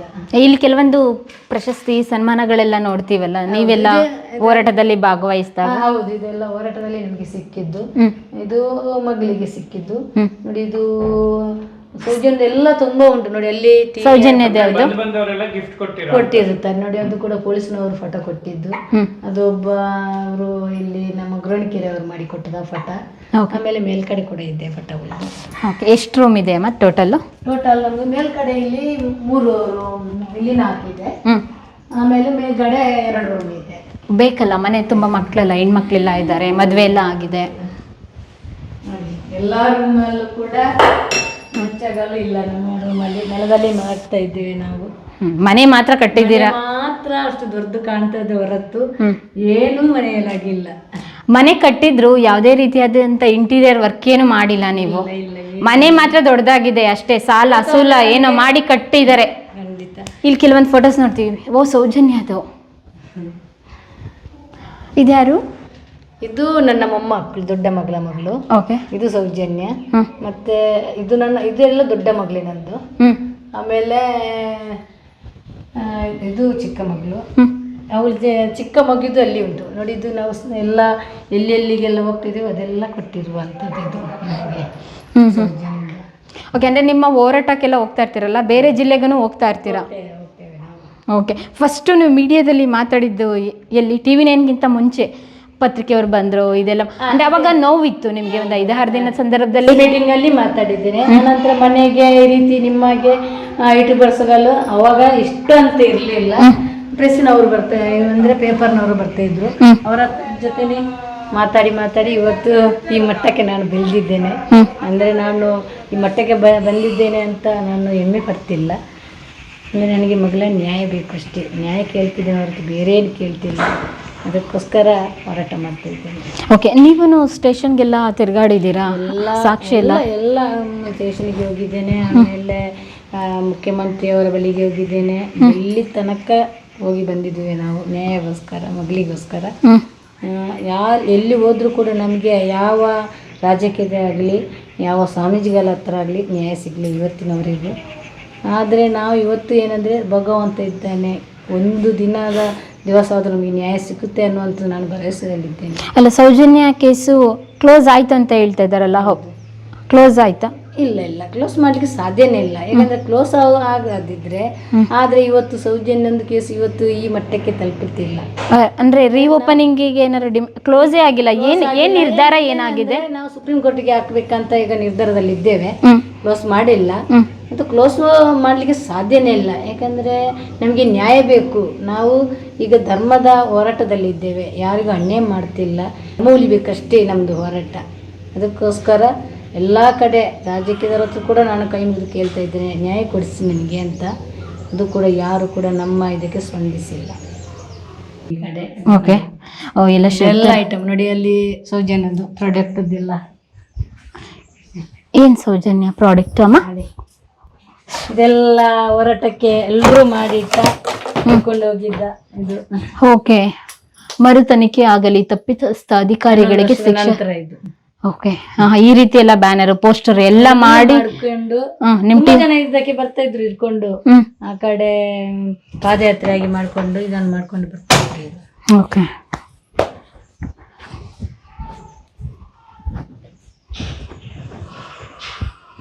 ಈ ಮನೆ ಕಟ್ಟಡ ನೀವು ಸುಸ್ತಾಗಿ ಹೋಗಿದ್ದೀರಾ. ನಾನೆಂತ ನೋಡಿದ್ರೆ ನಾನೇ ಹೇಳ್ತಾ ಇದ್ದೀನಿ, ಸುಸ್ತಾಗಿ ಹೋಗಿದ್ದೀರಾ. ಎಷ್ಟು? ಇವಾಗ ಒಂದು 25 ಲಕ್ಷ ಸಾಲ ಇದೆ. ಹೌದೌದು, ಜಾಸ್ತಿ ಇಲ್ಲ, 50 ಲಕ್ಷನೇ ಇರ್ಬೋದು. 50 ಲಕ್ಷನೇ ಇರ್ಬೋದು. ಯಾಕಂದರೆ ಮನೆಗೆ ಸಾಲ ಮಾಡಿ ಕೂಡ ಅವರಿಗೆ ತುಂಬ ನೋವಾಗ್ತಿತ್ತು. ನಾನು ಸಾಲ ಯಾವಾಗ ಕಟ್ತೇನೆ ಅನ್ನುವಂಥದ್ದು ಈ ರೀತಿ ನಮಗೆಲ್ಲ ಮಾತುಕುಲ ಕೇಳಿ ಬರ್ತದೆ. ಅದನ್ನು ಕೂಡ ನಮ್ಮ ಯಜಮಾನರ ಮನಸ್ಸಿಗೆ ಒಂದು ಕೇಳಿ ಕುಗ್ಗಿ ಆ ನೋವನ್ನು ಅವರ ಮನಸ್ಸಲ್ಲಿ ಇಟ್ಟುಕೊಂಡು ಇವತ್ತು ಪ್ರಾಣಕ್ಕೆ ಕಾರಣ ಆಗಿದೆ. ಓ ಮೈ ಗಾಡ್. ಬನ್ನಿ. ಇದು ಸೌಮ್ಯ, ಸೌಜನ್ಯ, ಸೌಂದರ್ಯ. ಆಮೇಲೆ ಸಣ್ಣ ಅವಳದು ಪಟ ಇಲ್ಲ, ಮಗಂದು ಅಂದ್ರೆ ಅವಾಗೊಂದು ಫೋಟೋ ನೀವು ತಗ್ಸಿಡ್ತಾ ಇದ್ರಿ. ಅಂದ್ರೆ ನಾನು ಮಕ್ಕಳಿಗೆ ನಾನು ತಾಯಿ ಮನೆಗೆ ಕೆಲಸಕ್ಕೆ ಹೋಗಿ 30 ರೂಪಾಯಿಯಲ್ಲಿ ದುಡಿದು ಮಕ್ಕಳನ್ನು ಈ ರೀತಿ ಸಾಕಿದ್ದೇನೆ. ನಾನು ತುಂಬ ಕಷ್ಟಪಟ್ಟಿದ್ದೇನೆ. ಮಕ್ಕಳ ಬಟ್ಟೆ ಎಲ್ಲ ಸಾಯಂಕಾಲ ಒಗೆದು ಮಕ್ಕಳಿಗೆ ಹೊತ್ತಿಗೆ ಕೊಟ್ಟು ಅದರಲ್ಲಿ 8:30 ಗಂಟೆಗೆ ತಾಯಿ ಮನೆಗೆ ಕೆಲಸಕ್ಕೆ ಹೋಗಬೇಕು. ಆ ಕೆಲಸ ಮಾಡಿ ಅಂದರೆ ನಾನು ಬೆಳಿಗ್ಗೆ ಕೂಡ 5 ಗಂಟೆಗೆ ಎದ್ದೇಳಿ ಮಕ್ಕಳ ಕೆಲಸ ಮಾಡಿ, ನನ್ನ ಮಕ್ಕಳು ಅಂದರೆ ಏನು ಗೊತ್ತಾ, 1 ವರ್ಷ 1.5 ವರ್ಷ ಡಿಫ್ರೆಂಟ್ ಅಷ್ಟೇ ನನ್ನ ಮಕ್ಕಳು. ಅಷ್ಟು ಚಿಕ್ಕ ಮಕ್ಕಳನ್ನು ಬಿಟ್ಟು ನಾನು ನಮ್ಮ ಅತ್ತೆ ಮಾವರ ಏನವರು ಬೈಗುಲ ಉಂಟು ಅದನ್ನು ಕೇಳಿಕೊಂಡು ಇವತ್ತು ಈ ಮಕ್ಕಳನ್ನು ನಾನು ಈ ಮಟ್ಟಿಗೆ ನಾನು ತಂದಿದ್ದೇನೆ. ಅವ್ರದ್ದು ವರ್ಷ ಅಂದರೆ ನನಗೆ ಹೆಣ್ಮಕ್ಳಲ್ಲಿ ತುಂಬಾ ಪ್ರೀತಿ. ವರ್ಷ ನಾನು ನಾನು ಎಷ್ಟು ದುಡಿತಿದ್ದೇನೋ ಆ ದುಡ್ಡಲ್ಲಿ ಈ ಮಕ್ಕಳ ಬರ್ತಡೇಯನ್ನು ಕೂಡ ಮಾಡ್ಕೊಂಡು ಬಂದಿದ್ದೇನೆ. ಇದು ಬರ್ತ್ಡೇಯ ಫೋಟೋಗಳಿದು. ಓ, ಬರ್ತ್ಡೇ ದಿನ ತೆಗೆಸಂಥ ಫೋಟೋಗಳು. ಓಕೆ. ದುಡ್ಡಿಗೆ ಬಡತನ ಇರ್ಬೋದು, ಆದ್ರೆ ಪ್ರೀತಿಗೆ ಬಡತನ ಇರ್ಲಿಲ್ಲ. ಖಂಡಿತ ಇಲ್ಲ. ಇದ್ದಿದ್ರಲ್ಲೇ ಖುಷಿಯಿಂದ ಜೀವನ ಸಾಗಿಸ್ತಾ ಇದ್ದ ಸಂಸಾರ ನಿಮ್ದು. ಕೂಡ ನಮ್ಗೆ ಬೇಡ್ತಿರ್ಲಿಲ್ಲ. ಇವತ್ತಿನವರೆಗೂ ನಮ್ಮ ಕೈಯಲ್ಲಿ ಎಷ್ಟಿದೆಯೋ ಅಷ್ಟು ಮಾತ್ರ ನಾವು ಮಾಡ್ಕೊಂಡು ಹೋಗ್ತಾ ಇದ್ದೀವಿ. ನಾನು ಅದೇ 30 ರೂಪಾಯಲ್ಲಿ ದುಡ್ದು ಈ ಮಕ್ಕಳನ್ನು ಸಾಕಿದ್ದೇನೆ. ಅಂದರೆ ಯಜಮಾನ್ರಿಗೆ ಕೂಡ ಅಷ್ಟೊಂದು ಕೆಲಸ ಅವತ್ತು ಇರಲಿಲ್ಲ. ಅಂದರೆ ನೇತ್ರಾವತಿ ನದಿಗೆ ಹೋಗಿ ಅಲ್ಲೊಂದಷ್ಟು ವಾಹನಗಳನ್ನು ತುಳಿದು ಅದರ ಬಂದ ದುಡ್ಡಲ್ಲಿ ಜೀವನ ಸಾಕ್ತಾ ಇದ್ದೀವಿ. ಮತ್ತು ನಮ್ಮ ಮಾವನವರು ಕೂಡ ಆಣೆ ಮಾವುತ, ಅವ್ರಿಗೆ ಅವರ ಕೆಲಸಕ್ಕೆ ಅವ್ರದ್ದು ದುಡ್ಡು, ನಮ್ಮ ದುಡ್ಡು ನಮಗೆ ಖರ್ಚಿಗೆ ನಾನು ನನ್ನ ಮಕ್ಕಳಿಗೋಸ್ಕರ ಮಾತ್ರ ಖರ್ಚು ಮಾಡ್ತಾ ಇದ್ದೆ. ಮಕ್ಕಳು ಚೆನ್ನಾಗಿರಬೇಕು, ಎಲ್ಲ ಮಕ್ಕಳನ್ನು ನೋಡುವಾಗ ನನ್ನ ಮಕ್ಕಳಿಗೆ ಚೆನ್ನಾಗಿದ್ದಾರೆ, ಅವ್ರಿಗಿಂತ ಬಟ್ಟೆ ಇದೆ ಅನ್ನುವಂಥದ್ದು ಪ್ರತಿಯೊಂದು ತಾಯಿಗೂ ಸಹಜವಾಗಿ ಅದು ಅನ್ಸುತ್ತೆ. ಮಕ್ಕಳಿಗೆ ಕೂಡ ಆ ರೀತಿ ಅನ್ಬಾರ್ದು ಅನ್ನುವಂಥದ್ದು, ಆ ರೀತಿಯಲ್ಲಿ ನಾನು ಜೀವನ ಸಾಕ್ತಾ ಇದ್ದೇನೆ. ನೋಡಿ ನಮ್ಮದು ಫ್ಯಾಮಿಲಿ ಬಟ್ಟೆ ಇದು. ಯಾರ್ಯಾರು ಬನ್ನಿ ಇಲ್ಲಿ. ಓಕೆ. ನೋಡಿ ಇದು ದೊಡ್ಡ ಮಗಳು ನಂದು ಸೌಮ್ಯ ಅಂತ, ಆಮೇಲೆ ಸೌಂದರ್ಯ 3ನೇ ಮಗಳು, ಇದು ಸೌಹಾರ್ದ 4ನೇ ಮಗಳು, ಜಯರಾಮ್ ಲಾಸ್ಟು 5ನೇ ಮಗ, ಆಮೇಲೆ ಇದು ನನ್ನ ಮೊಮ್ಮಗಳು, ಇದು ದೊಡ್ಡ ಆಲಿಯಾ, ಇದು ನಾನು ನನ್ನ ಯಜಮಾನ್ರು ಮಾವ ಅತ್ತೆ. ಇದು ಎಡಿಟ್ ಆಗಿ ನಮ್ಮ ಜೊತೆ ನಮ್ಮ ಮಗಳು ಕೂಡ ಇರಬೇಕು ಅನ್ನುವಂಥದ್ದು ಅದನ್ನು ಮಾಡಿಸಿಟ್ಟಿದ್ದೇವೆ. ನಿಮ್ಮ ಕಂಪ್ಲೀಟ್ ಫ್ಯಾಮಿಲಿ ಫೋಟೋ ಇವಾಗ ಪಿಕ್ಚರ್ ಕಂಪ್ಲೀಟ್ ಆಯಿತು. ಇಷ್ಟೊತ್ತು ಸೌಜನ್ಯ ಅವ್ರನ್ನ ತಾಯಿನ ಮಾತಾಡಿಸ್ತು, ಅವ್ರ ಮನೆ ನೋಡಿದ್ರು. ಯಾರೆಲ್ಲ ಅಂದ್ಕೊಂಡಿದ್ರಿ ಸೌಜನ್ಯ ಹೆಸರಲ್ಲಿ ಅವರ ತಾಯಿ ದುಡ್ಡು ಮಾಡಿದ್ರಿ ಅಂತ ಅವ್ರಿಗೆಲ್ಲ ಒಂದು ಕ್ಲಾರಿಟಿ ಸಿಕ್ತು. ನಮ್ಮ ಉದ್ದೇಶ ಇಷ್ಟೇ ಆಗಿತ್ತು, ಅವರ ಜೀವನ ಶೈಲಿ ಇವಾಗ ಹೇಗಿದೆ. ಪಾಪ ಒಂದು ಲೇಡಿಯಾಗಿ 4 ಜನ ಹೆಣ್ಮಕ್ಳು ಕಟ್ಕೊಂಡು ಇನ್ನೂ ಹೋರಾಟ ಮಾಡ್ತಾ ಇದ್ದಾರೆ. 13 ವರ್ಷ ಆಗಿದೆ ಆ ಪ್ರಕರಣ ಆಗಿ 2012ರಲ್ಲಿ. ಆದರೆ 2025 ಆದರೂ ಕೂಡ ನ್ಯಾಯ ಸಿಕ್ಕಿಲ್ಲ. ನಮ್ಮ ನ್ಯಾಯದೇವತೆ ಹೇಗಿದೆ ಅಂತ ನಿಮಗೆ ಗೊತ್ತಾಗಿದೆ. ಇವರ ಫ್ಯಾಮಿಲಿ ಆಗಿರ್ಬೋದು, ಇವ್ರ ಕುಟುಂಬಸ್ಥರಾಗಿರ್ಬೋದು, ಇವರ ಜೀವನ ಶೈಲಿ ಆಗಿರ್ಬೋದು, ಇವರ ಬದುಕಿನ ಶೈಲಿ ಹೀಗಿದೆ ಅಂತ ವಾಸ್ತವತೆಯನ್ನು ತೋರಿಸೋಣ ಅಂತ ಹೇಳಿ ನಮ್ಮ ಡಿಜಿಟಲ್ ಮಾಧ್ಯಮದ ತಂಡ ಇವತ್ತು ಅವರ ಮನೆಗೆ ಬಂತು. ಇದಾದ ನಂತರ ಅವರ ಫ್ಯಾಮಿಲಿ ಪರಿಚಯ ಮಾಡ್ಕೊಳ್ಳೋಣ ಅಂತ ಹೇಳಿ. ತಾಯಿ ತಂದೆಯವರ ಮನೆ, ಸೌಜನ್ಯ ಹುಟ್ಟಿ ಬೆಳೆದ ಮಲಗಿದ್ದ ಮನೆಗೆ ಇವತ್ತು ನಿಮ್ಮನ್ನು ಕರ್ಕೊಂಡು ಹೋಗ್ತಾ ಇದ್ದೀನಿ ನಾನು. ಇವಾಗ ಅವಳು ಏನೋ ಒಂದು ಹೂವಿನ ಮಾಲೆ ಕಟ್ಟಿ ದೇವರಿಗೆ ಅರ್ಪಿಸ್ತಾ ಇದ್ದಲ್ಲ, ಆ ದೇವರ ಕಡೆಗೆ ನಿಮ್ಮನ್ನು ಇವಾಗ ತೋರಿಸ್ತಾ ಇದ್ದೀನಿ. ಓಕೆ, ಪ್ರತಿನಿತ್ಯ ಹಾಗಾದರೆ ಅವರು ಹೂವಿನ ಮಾಲೆಯನ್ನು ಕಟ್ಟಿ ದೇವರಿಗೆ ಅರ್ಪಣೆನೇ ಮಾಡಿ ಮುಂದೆ ಸ್ಕೂಲು ಕಾಲೇಜಿಗೆ ಹೋಗ್ತಾ ಇದ್ದಿದ್ದು. ಅಂದರೆ ಸೌಜನ್ಯ ಅವ್ರದ್ದೇ ಆದಂಥ ಪ್ರಪಂಚದಲ್ಲಿ ಇದ್ದಂಥ ಪುಟ್ಟ ಹುಡುಗಿ. ಬೇರೆ ಪ್ರಪಂಚದ ಬಗ್ಗೆ ಆಗು ಹೋಗುಗಳ ಬಗ್ಗೆ ಯಾವುದ್ರ ಬಗ್ಗೆನೂ ತಲೆ ಕೆಡಿಸ್ಕೊಳ್ತಾ ಇರಲಿಲ್ಲ. ಸಾಮಾನ್ಯವಾಗಿ ಒಂದು ಗಡಿ ಭಾಗದಲ್ಲಿ ಆಗಿರ್ಬೋದು, ಮಲೆನಾಡು ಭಾಗದಲ್ಲಿ, ಕರಾವಳಿ ಭಾಗದಲ್ಲಿ ಎಲ್ಲ ಹೆಣ್ಮಕ್ಳು ಯಾವ ರೀತಿ ಜೀವನ ಮಾಡ್ತಾರೆ ಅದೇ ರೀತಿಯಾಗಿ ಇದ್ದಂಥ ಹುಡುಗಿ. ನಮ್ಮ ಮಗಳು ಒಂದು ಕಾಲೇಜಿಗೆ ಹೋಗ್ಬೇಕಿದ್ರೆ ಅಷ್ಟು ಡೀಸೆಂಟ್. ಈಗ ಕಾಲೇಜಿನ ಮಕ್ಕಳು ನೀವು ನೋಡಿರ್ಬೋದು ಯಾವ ರೀತಿ ಕಾಲೇಜ್ ಮಕ್ಕಳು ಹೋಗ್ತಾರೆ ಅನ್ನುವಂಥದ್ದು. ಅವಳಿಗೆ ಯಾವ ರೀತಿ ಅಲ್ಲ, ಸಿಂಪಲ್ ಆಗಿ ತಲೆ ಕಟ್ಟೋದು, ಆಮೇಲೆ ಹೂವಿನ ಒಂದು ಹೂ ಇಡುವುದು, ಕೈಗೆ ಬಲೆ, ಹಣೆಗೆ ಕುಂಕುಮ ಹಚ್ಚಿಕೊಂಡು ಡೀಸೆಂಟಾಗಿ ಡ್ರೆಸ್ ಎಲ್ಲ ಮಾಡಿಕೊಂಡು ಕಾಲೇಜಿಗೆ ಹೋಗುವಂಥ ಮಗು. ಸೌಜನ್ಯ ಅನ್ನುವಂಥದ್ದು ಕಾಲೇಜಿನಲ್ಲಿ ಕೂಡ ಗೊತ್ತಾಗ್ತಿರಲಿಲ್ಲ. ಸೌಜನ್ಯ ಯಾವ ಅತ್ಯಾಚಾರ ಕೊಲೆ ಆಯಿತು ಆ ದಿವಸ ಸೌಜನ್ಯ ಯಾರು ನಮಗೆ ಗೊತ್ತಿಲ್ಲ, ಆ ರೀತಿ ಆ ಮಾತು ಕೇಳಿರ್ತೀವಿ. ಓಕೆ, ಮುಂಚಿನವರೆಗೂ ಆ ಹುಡುಗಿ ಯಾರು ಏನಂತ ಕಾಲೇಜ್ ಇರೋರಿಗೆ ಗೊತ್ತಿಲ್ಲ, ಅಷ್ಟು ಸೈಲೆಂಟ್ ಹುಡುಗಿ. ಓಕೆ, ಇದು ದೇವಸ್ಥಾನನ ಇಲ್ಲೇ ಪೂಜೆ ಮಾಡ್ತಾ ಇದ್ದಿದ್ದ. ಓಕೆ, ಇವರು ಏನು ಮನೆ ಕಟ್ತಾ ಇದ್ದಾರಾ? ಅದು ಕೊಟ್ಟಿಗೆ, ಜನಗಳಿಗೆ ಕೊಟ್ಟಿಗೆ, ಅದನ್ನೊಂದು ದೊಡ್ಡದು ಮಾಡಿ ಆಮೇಲೆ ಇದು ಅಡಿಕೆಯನ್ನೆಲ್ಲ ಒಣಗಿಸಲಿಕ್ಕೆ ಬೇಕಾಗುತ್ತೆ, ಜಾಗ ಸಾಕಾಗಲ್ಲ ಅನ್ನೋದು ಮಾಡ್ತಾ ಇದ್ದಾರೆ ಇವಾಗ. ಓಕೆ,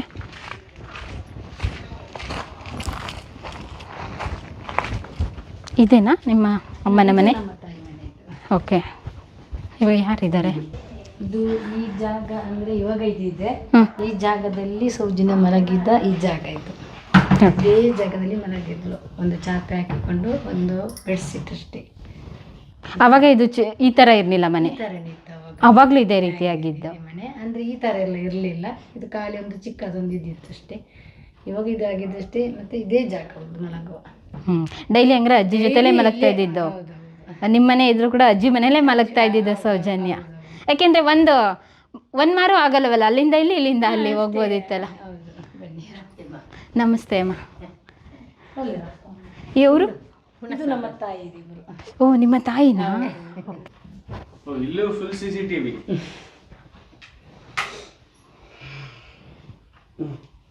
ಅಂದರೆ ಇಲ್ಲಿ ನಿಮ್ಮ ತಂದೆ ತಾಯಿ ನಿಮ್ಮ ತಮ್ಮ? ನನ್ನ ತಂದೆ ತಾಯಿ ತಮ್ಮನ ಹೆಂಡತಿ ಮಕ್ಕಳಿದ್ದಾರೆ ಇಲ್ಲಿ.